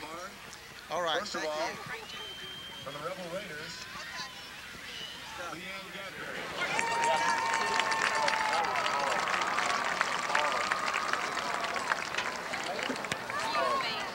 Leanne is joined in midfield by her parents, Coy and Teresa Gadberry.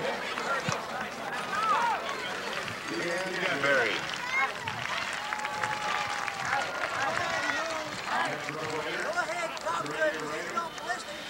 Miss Amber Hinton.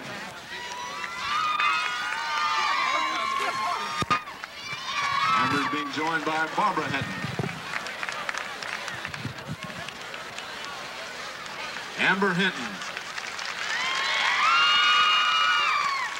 Next is Miss Heather Holstead.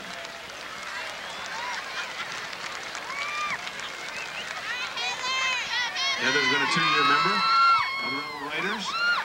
Her parents are Tim and Veronica Holstead.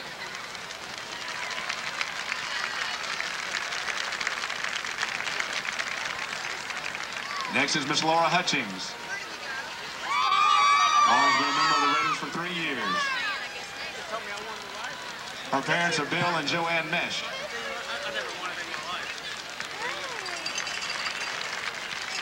Miss Laura Hutchings. Next, Miss Autumn Newman. Autumn has been a 3-year member of the Raiders. She's being joined by her parents, Lane and Patty Newman.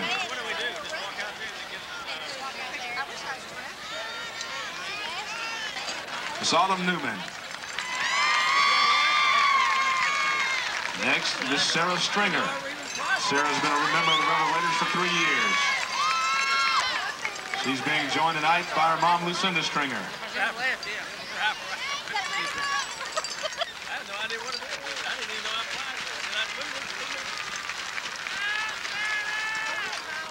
Our next senior is a member of the Rebelettes, Miss Tracy Johnston. She's been a member for 3 years. Her parents are Randy and Carol Tyler and Dan and Angie Johnston. Miss Tracy Johnston. Our next Rebelette has been a member for 4 years, Miss Sarah Miller.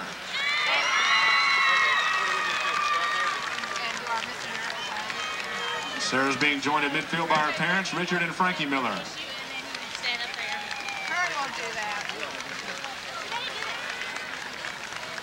Miss Sarah Miller. Miss Stephanie Morgan. Stephanie's been a member of the Rebelettes for 4 years. Her parents are Joan and Jim Morgan. Miss Stephanie Morgan.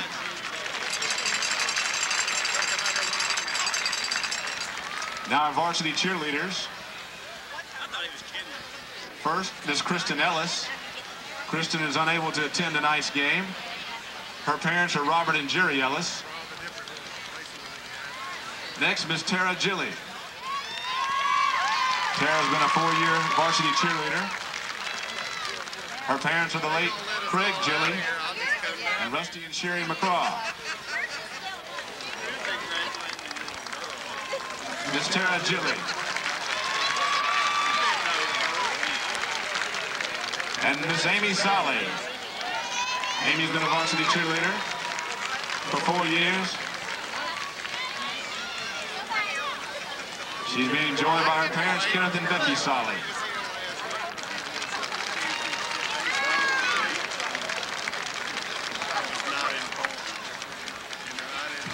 Miss Amy Solly. Ladies and gentlemen, how about a hand for all of tonight's senior spirit group members?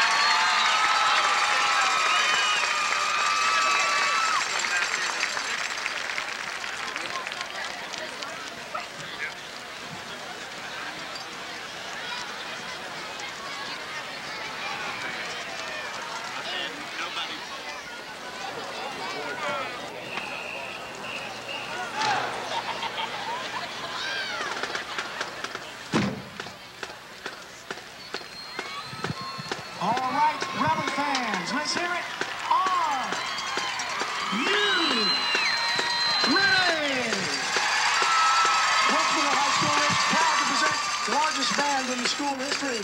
The 210-member Western High School Marching Rebel Band. The band is under the direction of Dr. Michael Spears, Mr. Myron Turner, and Mr. Robert Freeman. Drumline captain is Neil Summerall.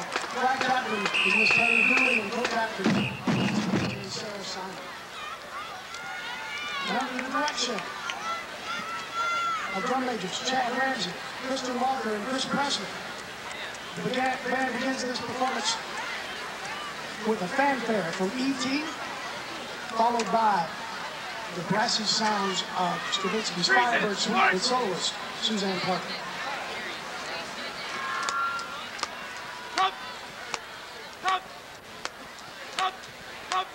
Ready, go!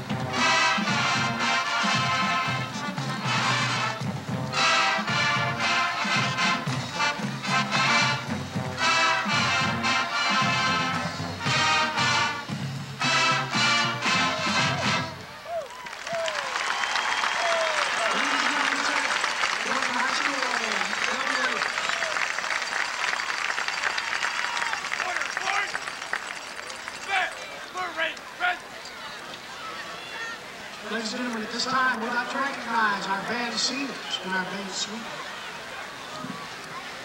First person on the list tonight is Mr. Ken Albright.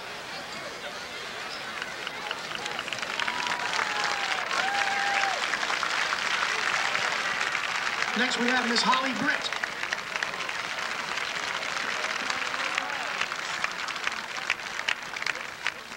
Next is Miss Erin Cannon.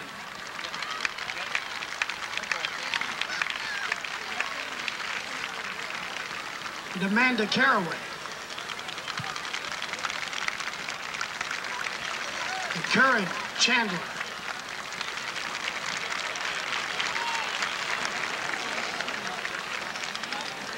Tanya Dooley.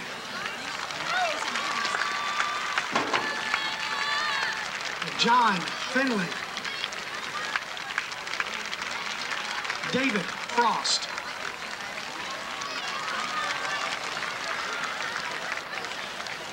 Chastity Hartman.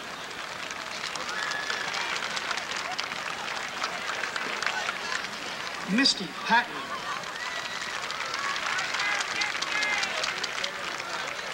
Matt Hebert. Daniel Hickson. Philip Jofrion. Amanda Kent.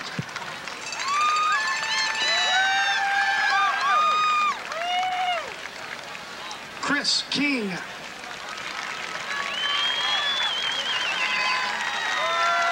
Brent Little.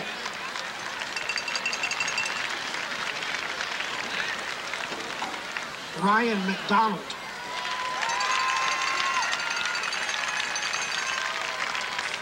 Kimberly McGee.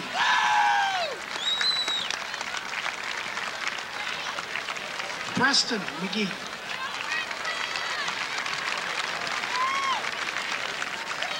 Tim McGrew.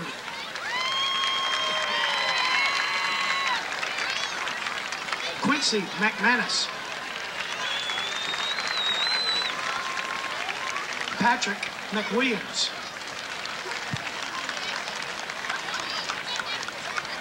Evangeline Miller. Josh Ockman.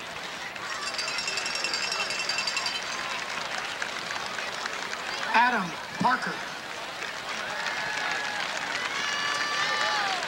Chad Ramsey.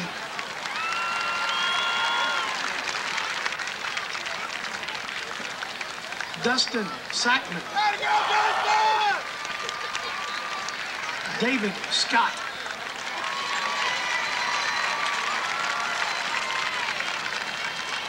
Adela Shoyibi.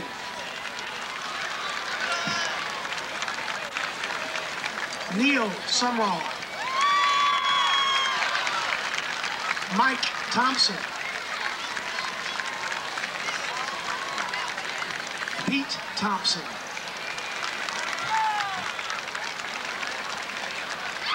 Kristen Walker.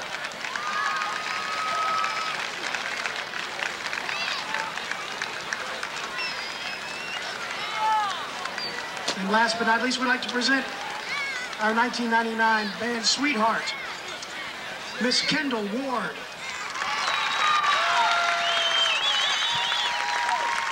Kendall's parents are Debbie and Mike Ward. Kendall has been a Rebel band member for 4 years. She's been a part of the All-District Band for 2 years. She's currently involved with the Key Club, and she plans to attend ULM to major in pre-med. Ladies and gentlemen, our band sweetheart, Kendall Ward, and let's give a hand to all our seniors tonight.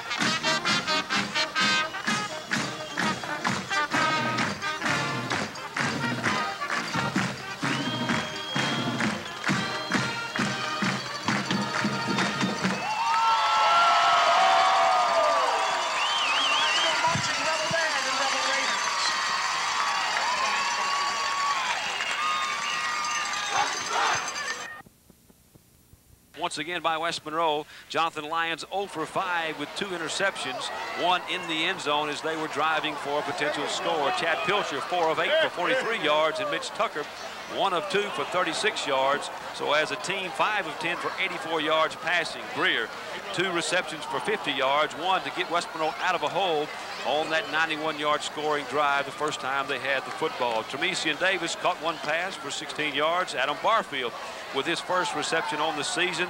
He had a reception for 7 yards, and Andrew Whitworth, the big tight end, picked up a first down with an 11-yard reception. Total yardage in the first half, West Monroe 180, the Ruston Bearcats only 63. 11 first downs for West Monroe, 3 for the Bearcats. Penalties played a story in the first half. West Monroe 3 for 35.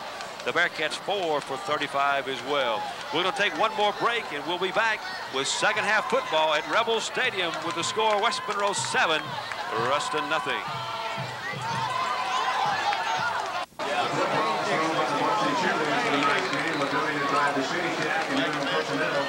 Thanks to the City Shack and other personnel for the football, and we're going to more of West Monroe football.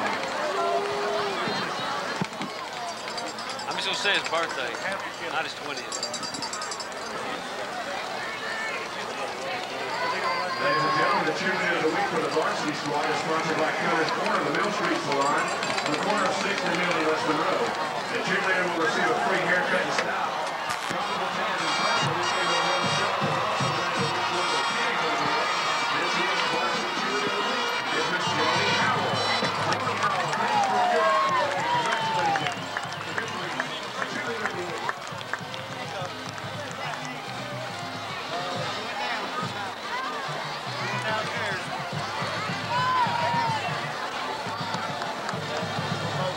Also, it's Lee Turner, the Mill Street Salon, honors the Rebel Raider of the week.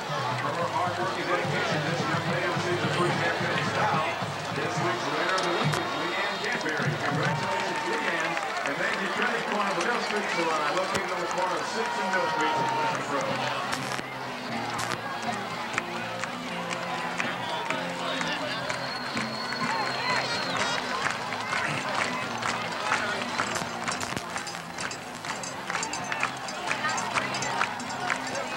Rebel Stadium. We're ready to begin the second half of this District 2-5A battle. 7-0. The West Monroe Rebels lead the Ruston Bearcats. Jim Ruston's going to kick off. Rebels get the ball to begin the second half. The Rebels do not have a kickoff return for a touchdown this year.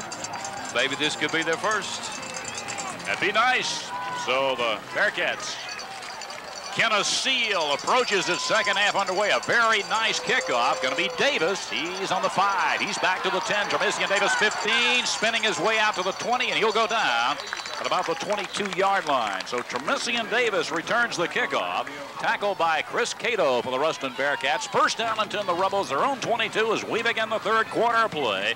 7-0, the Rebels ahead. Had the ball inside the 20 twice in the first half and didn't score. Once had it inside the 5, but they did get their opening drive for a score. In fact, that drive went some 91 yards. So here are the Rebels first down beginning the third quarter, their own 22-yard line. A couple of receivers, Barfield and Greer, are wide to the right in the slot formation. Running play, Noah fake. He's going to throw. He's got Pilcher Greer. throwing for Greer, but the pass is incomplete. Overthrown and incomplete.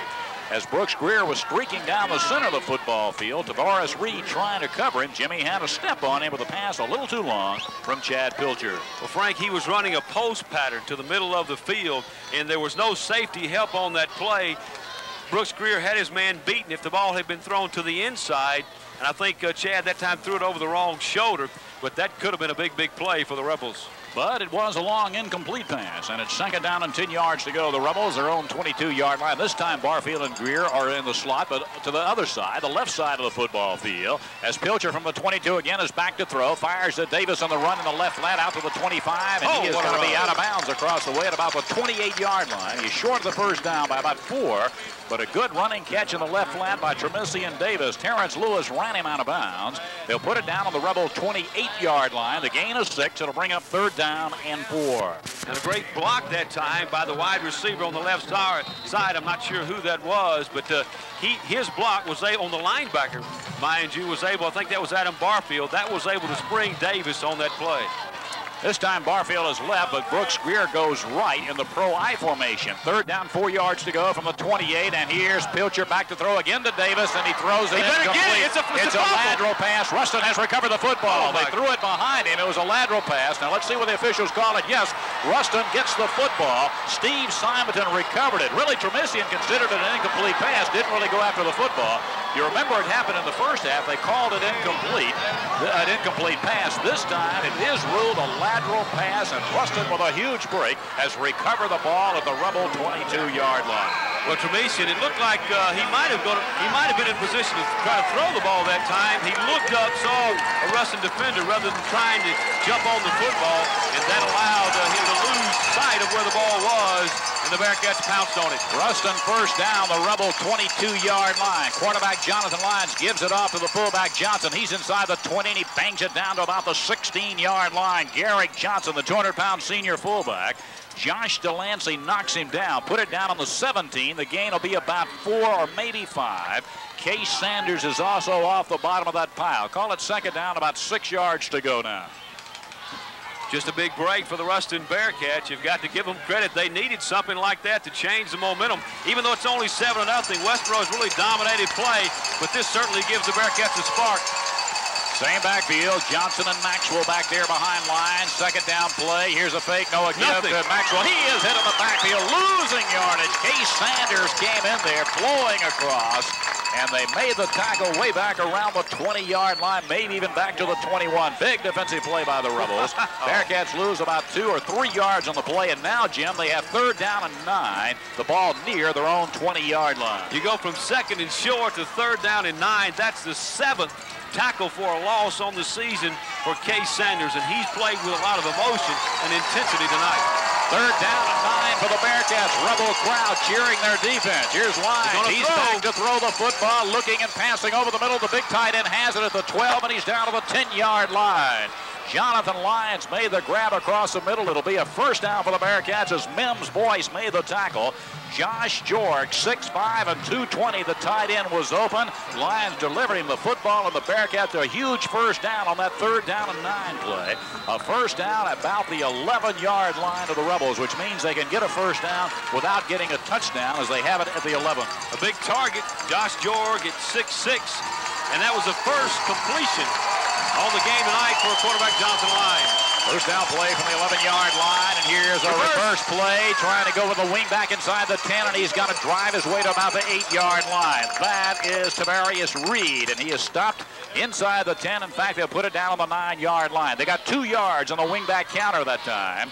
And the Bearcats will have 2nd down and 8 as Cory Brazil, the safety, and Case Sanders combined on that stop for West Monroe at the 9-yard line. Good job that time by the Rebel defense. And the Ruston Bearcats, they have to capitalize on this great break on this particular possession. And they're in great position to do so. Bearcats send Maxwell to wing left this time. Johnson, the fullback. 2nd down from the 9. Quick pass intended for Maxwell is incomplete. Jonathan Lyons really leveled by Case Sanders just as he delivered the football. Pass intended for Maxwell, but great pressure by Sanders and Mims Boyce on the coverage. It'll bring up 3rd down and 8 yards to go for the Bearcats at the Rebel 9-yard line. It was going to be just a quick pass to Tavarius Reed.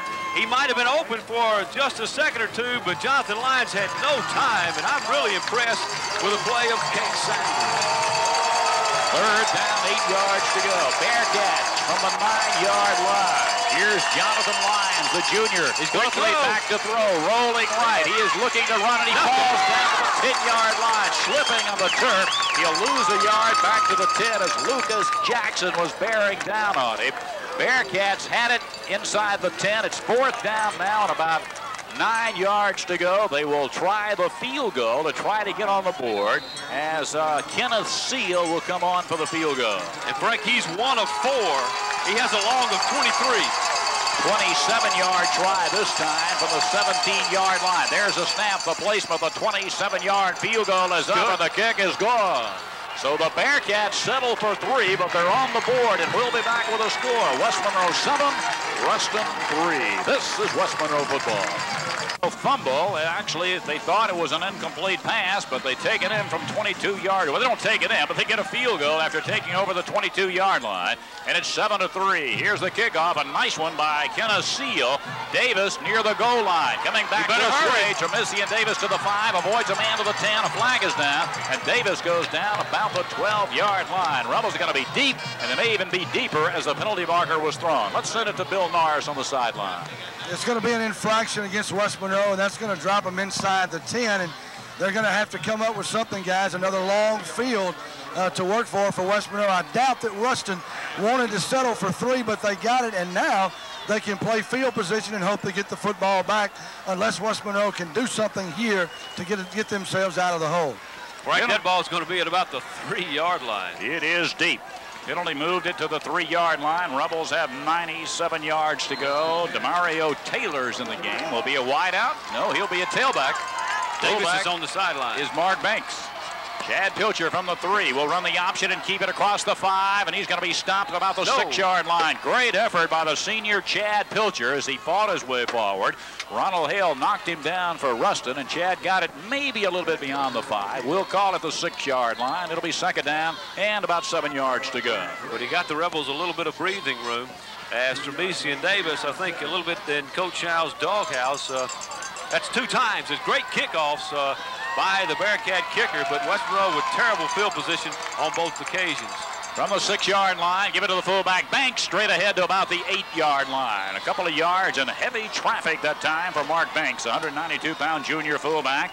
Robert Peace, the very fine linebacker for Ruston, made the tackle. We're near midway through the 3rd quarter of the game. 7:30 remaining in the 3rd period. The Rebels leading at 7-3 in this District 2 5A showdown, the last game of the year. The winner wins the district championship. And here are the Rebels. 3rd down, about 6 yards to go now. Football resting on the Rebel 8. Chad Pilcher has Banks and Taylor back there behind all kinds of movement, both sides. There are flags all over the field. Let's see what this will be. Ruston move, West Monroe move. Fleming offsides, guys. Fleming. Move. I believe they're going to call it on Landon Fleming for moving. And just looked like it took them too long to get the play count. You know, they called everything at the line of scrimmage, and Landon was awfully anxious to get off the ball and started in his lean and just couldn't stop it. Penalty moves it back to the original line of scrimmage, which was the 3-yard line. The Rebels have it 3rd down and 10 yards to go there. As Brooks Greer goes right, Barfield goes left. Banks the fullback, and Demario Taylor steal the tailback back there behind Chad Pilcher. From the 3, Pilcher's back to throw. He is hit. It's a safety. He is hit in the backfield and sacked in the end zone. It's Peace and Simonton who got to him as they were really coming, Jim. And a safety on the Rebels as they sack Chad Pilcher about 4 yards deep in the end zone. And the Ruston Bearcats add 2 more now to make it 7-5.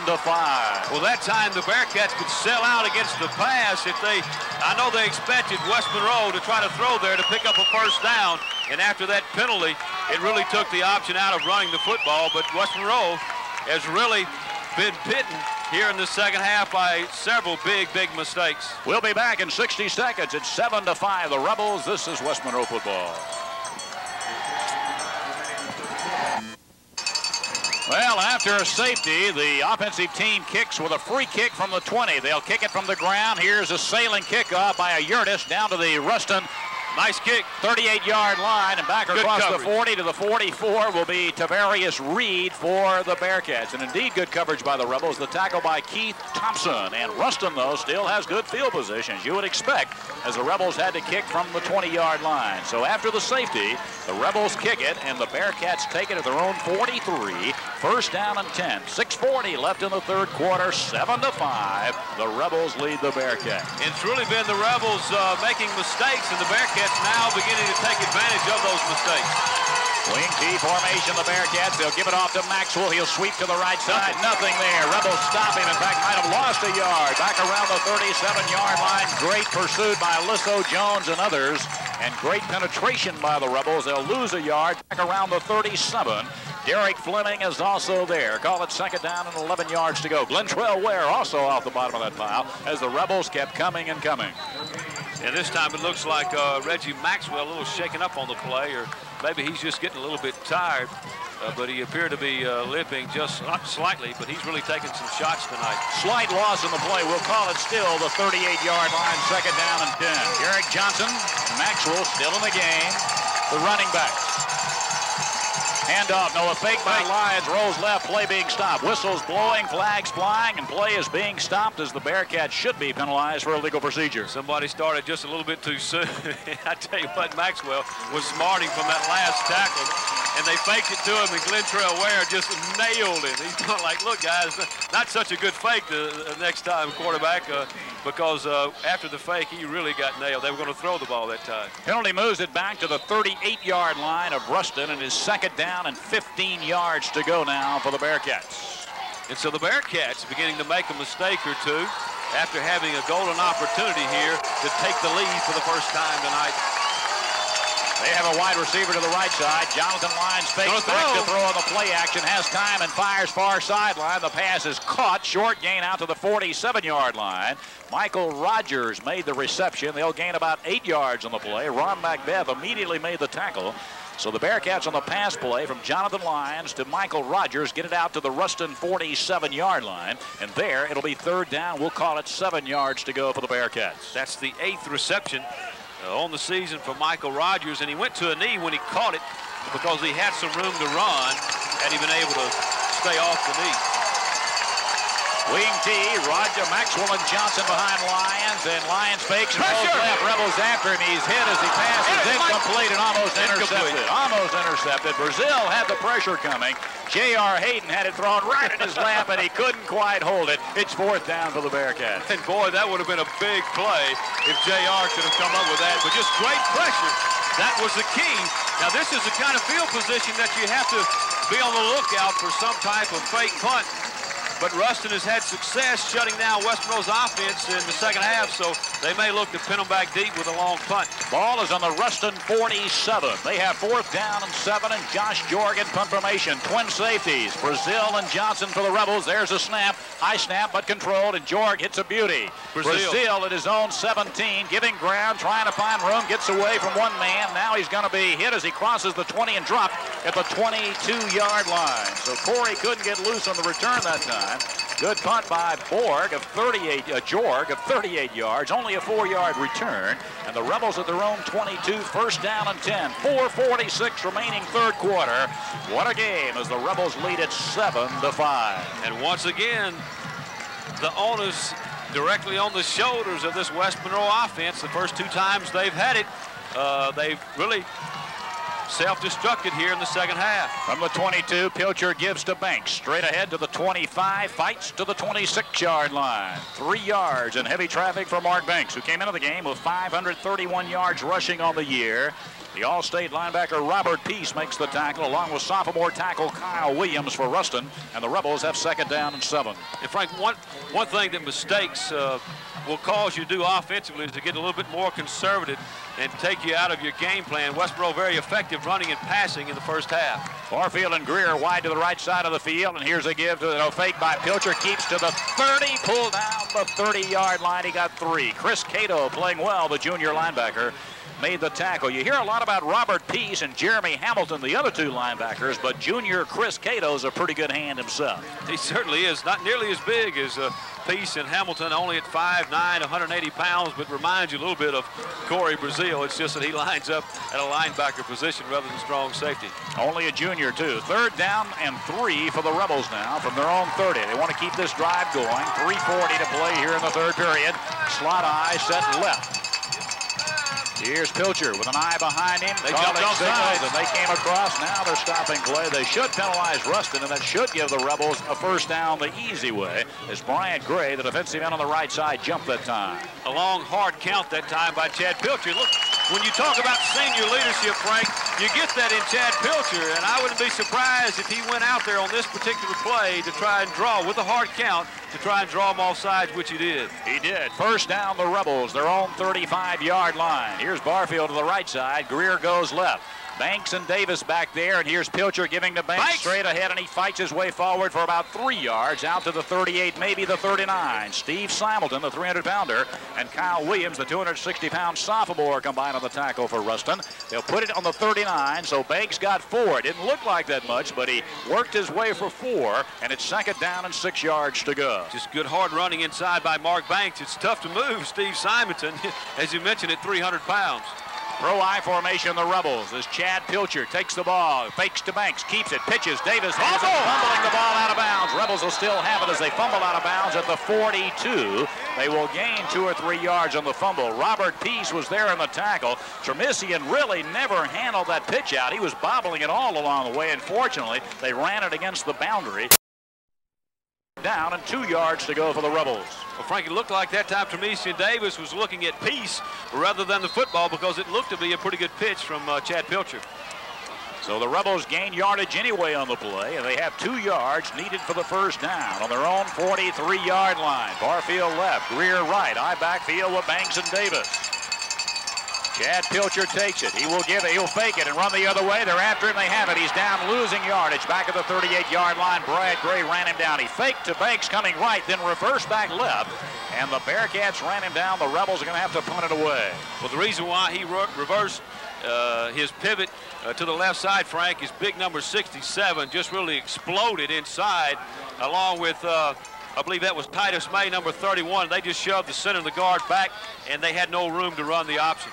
Mims Boyce in punt formation. Boris Reed is deep, but he's controlled by Mims, and he gets a high, lazy punt away that a bounce, take a great Rebel bounce inside the 30, inside the Ruston 25, and go dead all the way down at the 22-yard line of the Bearcats. Nice job by Mims Boyce. Let's send it to the sidelines, and Bill Norris. Well, guys, it's just been like a heavyweight fight. One punch, one big blow after the other, and neither offense has done much because of the great field position that Ruston had. Were able to put 5 points on the board. But I tell you what, the defense of West Monroe has played well, and they need to come up big on this situation because we could come out with good field position here. Bearcats have scored 5 points here in the third quarter. They got a field goal and a safety. And they trail 7-5. Here's Lyons giving inside, straight ahead. Not much for the big fullback. Garrick Johnson pulled down the 24-yard line by Lucas Jackson. So they got about 2. It's 2nd down and 8 yards to go. Clock running with under 2 minutes to play in the third quarter. Just a picture-perfect tackle that time by the middle linebacker, Lucas Jackson, one of the leading tacklers for the Rebels on this season. And he wrapped up a pretty good running back in Garrick Johnson for minimal gain on the play. Junior quarterback Jonathan Lyons brings him to the line. Again, he has Garrick Johnson and Reggie Maxwell back there. They'll give it off to Maxwell. 25-30. Maxwell 35, and he's out to the 40. Breaks a tackle 45 midfield, down to the 40. Rebel 35 and out of bounds inside the 35-yard line is Reggie Maxwell. Ron Macbeth finally caught up with him and ran him out of bounds, but a great one by Maxwell, and they'll say just across the Rebel 35. First down there for the Bearcats. That's a 41-yard gain by Reggie Maxwell. And again, he showed that great quickness, Jim, as he just scooted down the field. He certainly did, and he eluded a would-be tackle from Cory Brazil, and that's pretty tough to do. And you're right, Ron Macbeth with a great stop, because Maxwell had a chance to score on that last play. But that's the big play the Ruston Bearcat offense has wanted, and they've really dominated the third quarter. Bearcats first down, the Rebel 35. Tight wing formation. Handed off inside of the fullback. Straight ahead is Garrick Johnson for 5. He's down to the 30-yard line where Cory Brazil knocks him down. It'll be 2nd down and 5 as they get 5 yards on the first down play down to the 30-yard line. And that run seemed to bring new life to the Ruston Bearcat offense, because they have really struggled this entire football game. But that's the kind of big play that you need in a football game like this. 2nd down, about 5 yards to go. We're in the last minute of the third quarter as the Rebels hold a 7-5 advantage. Brett Blake is in at the fullback spot. They're going to run a reverse play this time, trying to get outside. Maxwell is the guy, and he's pulled down after gaining 4 down to the 26-yard line. They lined Maxwell up as a wing on the right side that time. Took the handoff coming back the other way. Jim says I'm wrong. It was Gilmore who carried. He is the wingback playing in place of the injured Jack Hunt. Gilmore goes down the 26. They gain 4 in the play, and that means 3rd down and a yard to go at the Rebel 26-yard line. The Rebel defenders read that play pretty well, Frank, but they seemed to push Edward Gilmore forward for a couple of yards. It looked like they had him stopped for almost no gain on the play. Blake and Johnson, the running backs. One goes in motion, 3rd and 1. They give it to the fullback, Johnson. He is hit. He tries to drive forward. He may have the first down to the 25. Lucas Jackson is that boom you heard. And he drove, though, Jim, after the hit was made, and I think he may have the first down at the 25 as the 3rd quarter comes to an end. Gonna be close. Extremely close. They'll probably measure this thing. They're going to take a timeout, I believe, for a measurement. That was a 3rd down play. If they're short, it'll be 4th down and inches to go. Let's send it to Bill. Well, guys, that's the end of the quarter. They're going to bring it all the way down. I think they're going to come out and measure it here, and then they'll change ends. I think they're going to be short based on the spot, but it's going to be real close. If not, you know, certainly they would try to go for it on 4th, but they're going to be short, I think. By inches. Yeah. And give a lot of credit to Garrick Johnson. He was hit at the line of scrimmage or behind the line, and he was able to fall forward with a little 2nd and 3rd effort. The referee says about an inch short. They'll use the change to mark it on the other end. We'll be back in 60 seconds. Stay tuned for the final period of play. It's 7-5, the Rebels. This is West Monroe football. Very carefully use the chain to mark the football at the Rebel 25. And there, the Ruston Bearcats have 4th down, and Jim, about an inch to go. You're right, it's about an inch, and what a play this is going to be right here. Very tight formation for the Bearcats. They have Reggie Maxwell back in the game, along with a 200-pound fullback, Garrick Johnson. Probably Johnson will get it unless they just try to sneak it with Jonathan Lyons. They need only an inch for the first down. From the Rebel 25, it's 4th down for Ruston. Jonathan Lyons gives it to the fullback. Straight ahead, he's hit. I don't think he got it. He is hit right along the 25-yard line. Jonathan on the spot, and I think you're right, Jim. I think the Rebels could take the ball. Boys made the hit. Not even going to measure. The Rebels take over the football. Oh, what a stand! What a hit by sophomore linebacker Mims Boyce. He came charging across there and made the hit on the fullback. Just as he took that handoff, the Rebels with a great defensive play, and they'll take the ball. Also, Lucas Jackson and Case Sanders are there. Right, we give a little credit to Coach Aldridge. That time he only had 3 defensive backs in the football game. He went with an extra lineman and Darren Smith to give that meat and that strength up front, and it paid off. It indeed worked, and here are the Rebels now. Offensively at their own 25-yard line, Pilcher with an eye backfield. First down and 10 yards to go. He will take it and run the option and keep it. He'll pitch it to Davis, and he is hit and dropped at the 27. He got 2. Well defended by the Bearcat quarterback Terrence Lewis that time, as Chad strung him out there and pitched it to Tremisian Davis, but the Bearcats kept coming, and the Rebels get only 2 yards on that option play. Well, one thing Chad needed to do on that particular play was pitch it a little bit sooner to Tremisian Davis so he would have a chance to set up his block and move off the block. He got it a little bit late, and he didn't have a chance to see what his blocking was doing, and that was the receiver out there, Brooks Greer, trying to block for him. 27-yard line of West Monroe, 2nd down, 8 yards to go. Quarterback Chad Pilcher again with Banks and Davis. There goes Greer in motion left to right. Long count by the quarterback Pilcher, faking and keeping. Boyd's one man, but now he's hit down, losing a yard back of the 26. Hit hard by Kyle Williams, a sophomore tackle. It'll be 3rd and 9. Bill, didn't get a chance to go to you a moment ago, but quite a play by the Rebel defenders. Well, it really was, Frank. It was a huge stand, but you know, we're just not in sync offensively so far, and this is going to be critical now. 3rd down and almost 10 yards to go. And once again, we're backed up in deep in the territory, and our defense is having to play an awful lot of snaps now, guys. They're not getting an awful lot of rest. That's a good point. Here's 3rd down and 9. The Rebels, their own 26. Pilcher dropping straight back to throw, looking and throwing for Greer. The 39. He's down for the first down at the Rebels 39-yard line. Terrence Lewis is there, but Greer high in the air to make the catch of the pass from Chad Pilcher. A 15-yard play and a first down and 10 yards to go for the Rebels at their own 39-yard line. And Brooks Greer's caught everything in his direction tonight. I was just about to say that it looked like West Monroe was losing confidence in its passing attack because they haven't been able to throw the ball very much here in the second half with much success. First down, the Rebels are on 39-yard line. Pilcher in the eye will give it to Banks. Straight ahead, pulls his way across the 40, and he's out to the 42-yard line, grinding it straight ahead. Jeremy Hamilton, the linebacker, makes the stop. The Rebels get 3. It'll be 2nd and 7 at their own 42. 2 minutes into the final quarter, 7-5. The Rebels lead. That's right. If you just joined us, it's 7-5. Bearcats got a field goal and a safety in the third quarter after the Rebels established a 7-0 lead in the first half. And right now, Frank, it's just smash-mouth football. 2 tight end alignment for the Rebels, only 1 wide receiver. Second down, 7 yards to go. Down the line of the option. Banks has it, 45. He is stopped at the 46-yard line. Straight ahead running by Banks. Hit the hole quickly. Hamilton and Peace finally wrapped him up. And the Rebels will have the ball at their own 46-yard line with 3rd down and 3 yards to go. And the clock is running with 9.5 minutes remaining in the contest. What a big drive this could be for the Rebel offense, because they really had a woeful third quarter, one they will like to forget. But a touchdown here, a great drive, and a touchdown here could really put the Rebels in business. Especially a time-eating drive. That's what they'd like to do. 3rd down and 3. I think they'd like anything. Any kind of score.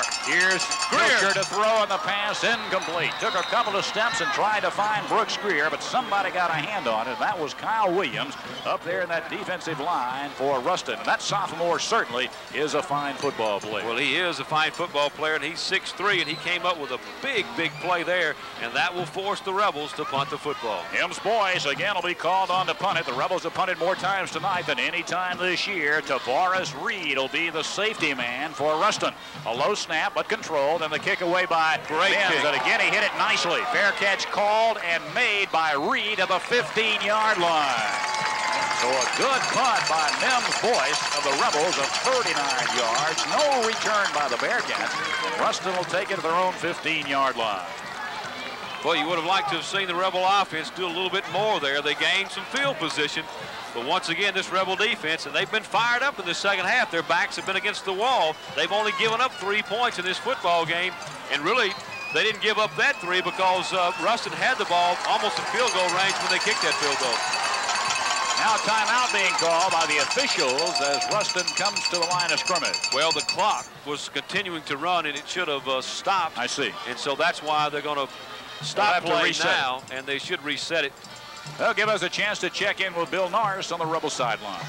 Well, I was thinking he's going to say reset it to. I was trying to find out if I could hear what he was going to ask him to reset it to, but you're right.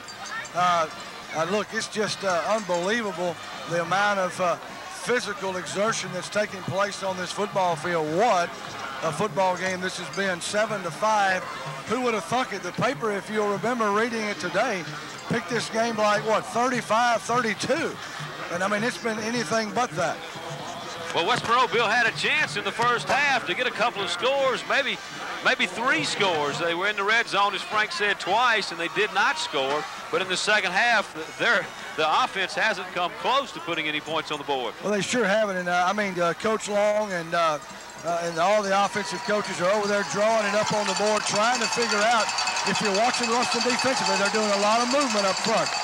8:38, that's the time left in this game. Ruston first down, its own 15-yard line. They trail the Rebels 7-5. Jonathan Lyons will fake and keep the football himself and run out beyond the 20 to the 25-yard line and goes down near the first down stick. After faking it inside, Mims Boyce finally ran him down. Cory Brazil, I think the Rebels just were not expecting Lyons to keep the football that time, and he got 9 yards, Jim, out to about the 24, almost the 25-yard line. First time we've seen the quarterback keep it more, but more importantly on that play, Cory Brazil is limping. And I'm not sure if he's going to come off the field or not. It looks like he's going to stay out there and try to work through that ankle injury. Second down and a yard to go for Ruston from their own 24 after that run by Jonathan Lyons. From the 24, the fullback, Gary Johnson, has it. Oh, the quarterback kept it. He goes down short of the first down. He's hit for no gain. The 24, the same play the other way. Jonathan Lyons is hit by Ricky Gio, and it's third down and a yard to go. Great defensive play by the Rebels. Great job by Ricky Gio in staying home that time and reading the quarterback. In fact, Ricky Gio came from his right defensive end position. He came all the way over to his left and made a great play, so he was trailing on the play. That's something that Rick Gio has done very successfully all year long. Third down, about a half half a yard to go for the first down for Ruston. Jonathan Lyons gives it off inside. Big Johnson hole. first down to the 30, blasted to the 35. He got about 10 yards as they had a quick hold inside. Cory Brazil knocked him down. But a first down and 10 for the Bearcats at their own 35-yard line. With 7:16 to play, and the Rebels leading it 7-5. Big hold in there for Johnson indeed, and he scampered for 10 yards. And a big guy, 200 pounds, but he showed great quickness in the quick opener that time. Just a great play. Looked like the left guard, Mac Graham, had a really good block to seal. He sealed off one of the Rebel defensive linemen to create that hole. Wing T formation, the wingman in motion to the left side. Here's a fake by Lyons. He rolls back, wants to throw. Rebels have it. He's sacked. Back to the 25. Flag down to J.R. Hayden gets the sack. Penalty marker on the play. Let's see what that is all about. Well, I think they're going to be called for holding on J.R., but in spite of the hold, he still made the play. Holding will be the call. Rebels will refuse that one, though, Jim, because they lost about 10 yards on the play. They don't need the 10-yard penalty. They'll take the 10-yard loss and the down, so it'll be second down and 20 yards to go. Big play that time by J.R. Hayden. And I tell you what, Mims Boyce was initially the man that came through, and I believe they're going to call the holding against Mims Boyce. I mean, they're going to say that his man trying to block Mims was holding Mims. But that's refused. Actually, the ball is back at the 24-yard line. Second down and 21. Here's Lyons. He's faking, rolling right, wants to throw. Back the other way. Got a man Maxwell on the 30, out to the 33-yard line, and stopped finally at the 35-yard line. Zach McVay wraps him up with help from Ricky Gio. Actually, what they did on the play is get the previous loss back, because they pick up about 10 or 11 yards on the play, out to the Ruston 35-yard line. So now it is third down, 10 yards to go for the Bearcats, and the clock running with 6:20 remaining in this game. Just a great call that time by Tommy Reeder, because that gives Ruston a chance now to pick up a first down here at 3rd and 10. It would have been almost impossible for 3rd and 20. For sure. So it's third down and 10. Ruston, their own 35. They trail 7-5. 6 minutes remaining. Great District 2 5A battle. Bearcats tight wing T. Jonathan Lyons, the junior quarterback. We jumped offside. Jump, and now plays being stopped. Somebody's going to be penalized. It'll be the Rebels unless the Bearcats pulled him across. Looked like number 50 for West Monroe, Josh Delancey. Got a little bit too eager. I think the movement, the motion caused him to jump off sides, and now the Bearcats have a much easier chance to pick up the third down. A lot of difference in 3rd and 10 and 3rd and 5, and that's what it is now. The 5-yard penalty moves it to the Bearcat 40. Third down and 5 yards to go. And again, a big play, because we're talking about field position. Time is about to run out in this game. There won't be many more possessions Maxwell left. Running play, and he has the first down beyond the 40, knocked down the 40, then on the 45, and he's knocked down to the 48-yard line. They got 8 yards on the play. They needed 5, so a first down for the Bearcats. They handed it on the hand sweep to Maxwell, who cut it back inside. Glentrell Ware made the tackle, but a 1st and 10 for the Bearcats, and they picked up that first down the hard way. Well, they certainly did. It was 2nd down and 20, and this Bearcat offense showing its acumen right now as they've got a good drive going. They go from about the 47, really. Give it inside. Johnson, the fullback, bangs it across midfield into Rebel territory and down at the 47 of West Monroe. Lucas Jackson wrapped him up. But they get 5, maybe even 6 yards on the play as they unpile. Put it down on the Rebel, let's call it the 47-yard line. Second down, about 5 yards to go for the Ruston Bearcats. Johnson, the big fullback, just barreled his way straight ahead into Rebel territory. And right now, J.R. Hayden and Josh Delancey getting a breather as Jody Ledoux and Darren Smith with some fresh legs coming in the ball game. Second down, about 5 yards to go the Bearcats. Here's Lyons. He'll hand it off inside as they go to Johnson inside the 45. He's hit down the 43 near the first down stick by Lucas Jackson, but a flag went down in the backfield, and it should be illegal procedure, and it will be illegal procedure against the Bearcats, nullifying that run, and it'll penalize Ruston. And that's a big penalty against the Bearcats. Looked like a legal shift there. Had 2 men moving at the same time. You can't do that. And instead of 2nd down and 5, well, that would have been a first down. Instead of a first down and 10 at about the Rebel 42, it's going to be 2nd down and 10 way back at the Bearcat 48, I guess. Back on the Ruston end of the field at the Bearcat 48-yard line. These Rebel defenders have been out there for a long time here in the second half. They certainly have. And remember now, Ruston only needs a field goal to take the lead in this ball game. 2nd and 10 from their own 48. Handoff, Maxwell running left behind blocking midfield down to the Rebel 45, and he's near the first down stick of the 43-yard line. Cory Brazil knocks him down, but he's got the first down. Shredding his way behind blockers. He has a first down to the 42-yard line of the Rebels, as Reggie Maxwell does it again, and he picks up 10 yards and a first down and 10 yards to go. And it looks like the Rebel defense really struggling a little bit now. Looks like they're a little bit winded. This drive started at about the 15, the Bearcat 15, and it has certainly been impressive. Not big yardage they've been picking up, but just consistently picking up yardage and first downs. 4 minutes remaining in the game. The Rebels nursing a 7-5 lead. Bearcats first down, the Rebel 42. Here's Lyons of Ruston. He'll pitch it out. Maxwell going right. Hit down by Fleming. Great defensive play. No gain at the 42. Derek Fleming, the cornerback, came flying up. He got an arm out, Jim, and he tripped him up, and he may have had some running room if Derek Fleming had not made the tackle. Well, he certainly would have had some running room. Just a great play, a great read by the left cornerback, Derek Fleming. And he looked like he was coming on a blitz. I think he read that play all along. 2nd down and 10 yards to go. Ruston from the Rebel 42. Clock running. 3.5 minutes left in the game. Rebels lead at 7-5. Here's Lyons with his wing T formation. Has the wingman in motion left to right. Coming this way again. They got him. Play. They got him again on the backfield. Fleming again. Makes the tackle, and also Mims' voice is in there on that tackle, and Kay Sanders to make the tackle on Reggie Maxwell. In fact, he didn't even get back to the line of scrimmage that time. It's going to be 3rd down, about 10.5 yards to go for Ruston, and the clock runs with under 3 minutes remaining. Frank, a good job by Coach Arledge in spelling out those two plays. Initially, Derek Fleming came out and guarded the wide receiver, but then before the ball was snapped, he moved towards the line of scrimmage. Macbeth went and got the receiver, and Fleming came up and made the play. 3rd down, 4th and 10. Here's Lyons back to throw. He looks, he throws, the pass is away. 28-yard line for the first down.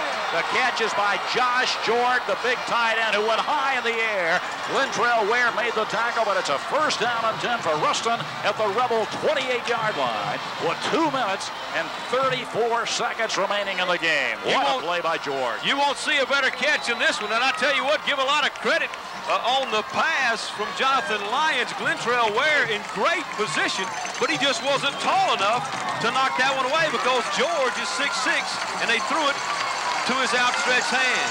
Bearcats trail by 2. First down at the Rebel 28.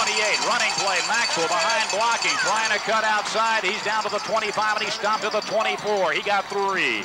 Maxwell just following his blockers to the left side after taking the handoff.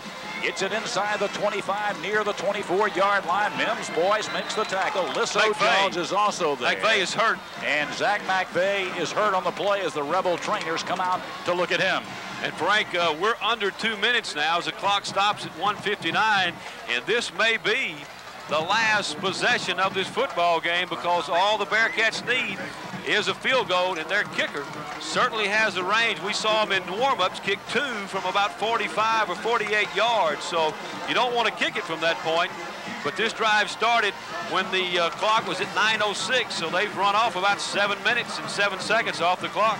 And quite an impressive drive. They've had some huge plays during the drive. Let's send it to Bill. He's right there on the line of scrimmage. Well, guys, I'm trying to see if I've got any more fingernails to bite here on the sidelines. I mean, it's just been one play after another. As y'all said, nothing really big, and nothing big in chunks for Ruston, but just methodically grinding the football out, and as you say, grinding the clock. But you got to think that Coach Orange is going to try to do something here to put some pressure on this Ruston defense, on the Ruston offense, and try to get a sack behind the line of scrimmage. Bearcats have the ball about the 24 of the Rebels. 2nd down and 6 yards to go, and here we go. Under 2 minutes to play. Hand off Maxwell. He's hit in the backfield. Hit back at the 26-yard line. Maxwell hit. Great Rebel charge. Lissow Jones leading the penetration and making the tackle, and Maxwell for the loss. Back at the 26-yard line. It'll bring up 3rd down, about 9 yards to go, and the clock runs with 1:30 remaining in this game. What a game from Rebel Stadium. I tell you what, this is a big 3rd down because a big decision will have to be made by Coach Reeder. He's going to call a timeout, I believe, right here, because if they don't pick it up on 3rd down, do they go for it on 4th, or try a field goal? We'll be back. It's the Rebels 7, the Bearcats 5. This is West Monroe football. Back at Rebel Stadium, the crowd in a frenzy. All 10,000 or so that are here are the Bearcats. They have it at the Rebel 26. They have third down and 9 yards to go. 1 minute and 16 seconds to play. Here's Lyons handing off. Running to the right side of the 25. Tucked up after gaining only a yard to the 25. Derek Fleming made the tackle on Johnson. It is 4th down, Jim, for the Bearcats at the Rebel 25. 4th down and 8 yards to go with 1:03 to play. 42-yard field goal coming up. This is going to be a long try. You talked about this young man earlier, Kenneth Seal. He's 2 of 5 now in the season. Came in 1 for 4. Of course, he made one earlier, and now West Monroe calls a timeout. Exactly 1 minute is left in the game. It'll be a 42-yard try. Timeout on the field. We'll be back. This is West Monroe football. Well, Jeremiah 9:24 says, "Let him who boasts boast about this, that he understands and knows me, that I am the Lord." We would like to invite you to join us each Sunday morning at 9:24 a.m. in Fiesel Chapel at First Baptist Church of West Monroe for a brand new worship experience called 924. 924 features cutting-edge music, drama, video, and a message from our pastor, Dr. David Youth. If you don't have a church home, 924 may be what you've been waiting for. We were looking for you this Sunday at First Baptist Church at 924 to worship for a new generation. Hey guys, I'll let you know if it's good. I'm right under the goalpost right here. I'll let you know. Well, we'll let you right there. Rebel band right behind Bill. 42-yard field goal try coming by Kenneth Seal. A minute to play would put Ruston ahead. The snap, the kick, the 42-yard It's no good. No good. is up. No the kick is no good. It's off to the right. The kick is no good.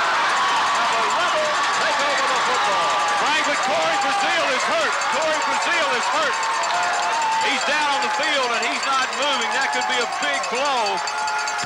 Everybody is ecstatic right now, but with the playoffs coming up, you've really got to hold your breath and hope this young man is okay as we watch the replay. Cory really came off the side. Young man had the distance. Bill, the kick was just sailing too far to the side. Yeah, it had no chance. As it took off, it just kind of had a slice on it like a golf shot. Never had a chance to get in the goalpost, and I didn't really see what happened to Cory, but it looks like he's got some type of cramp as they're working on that leg, trying to massage it. At least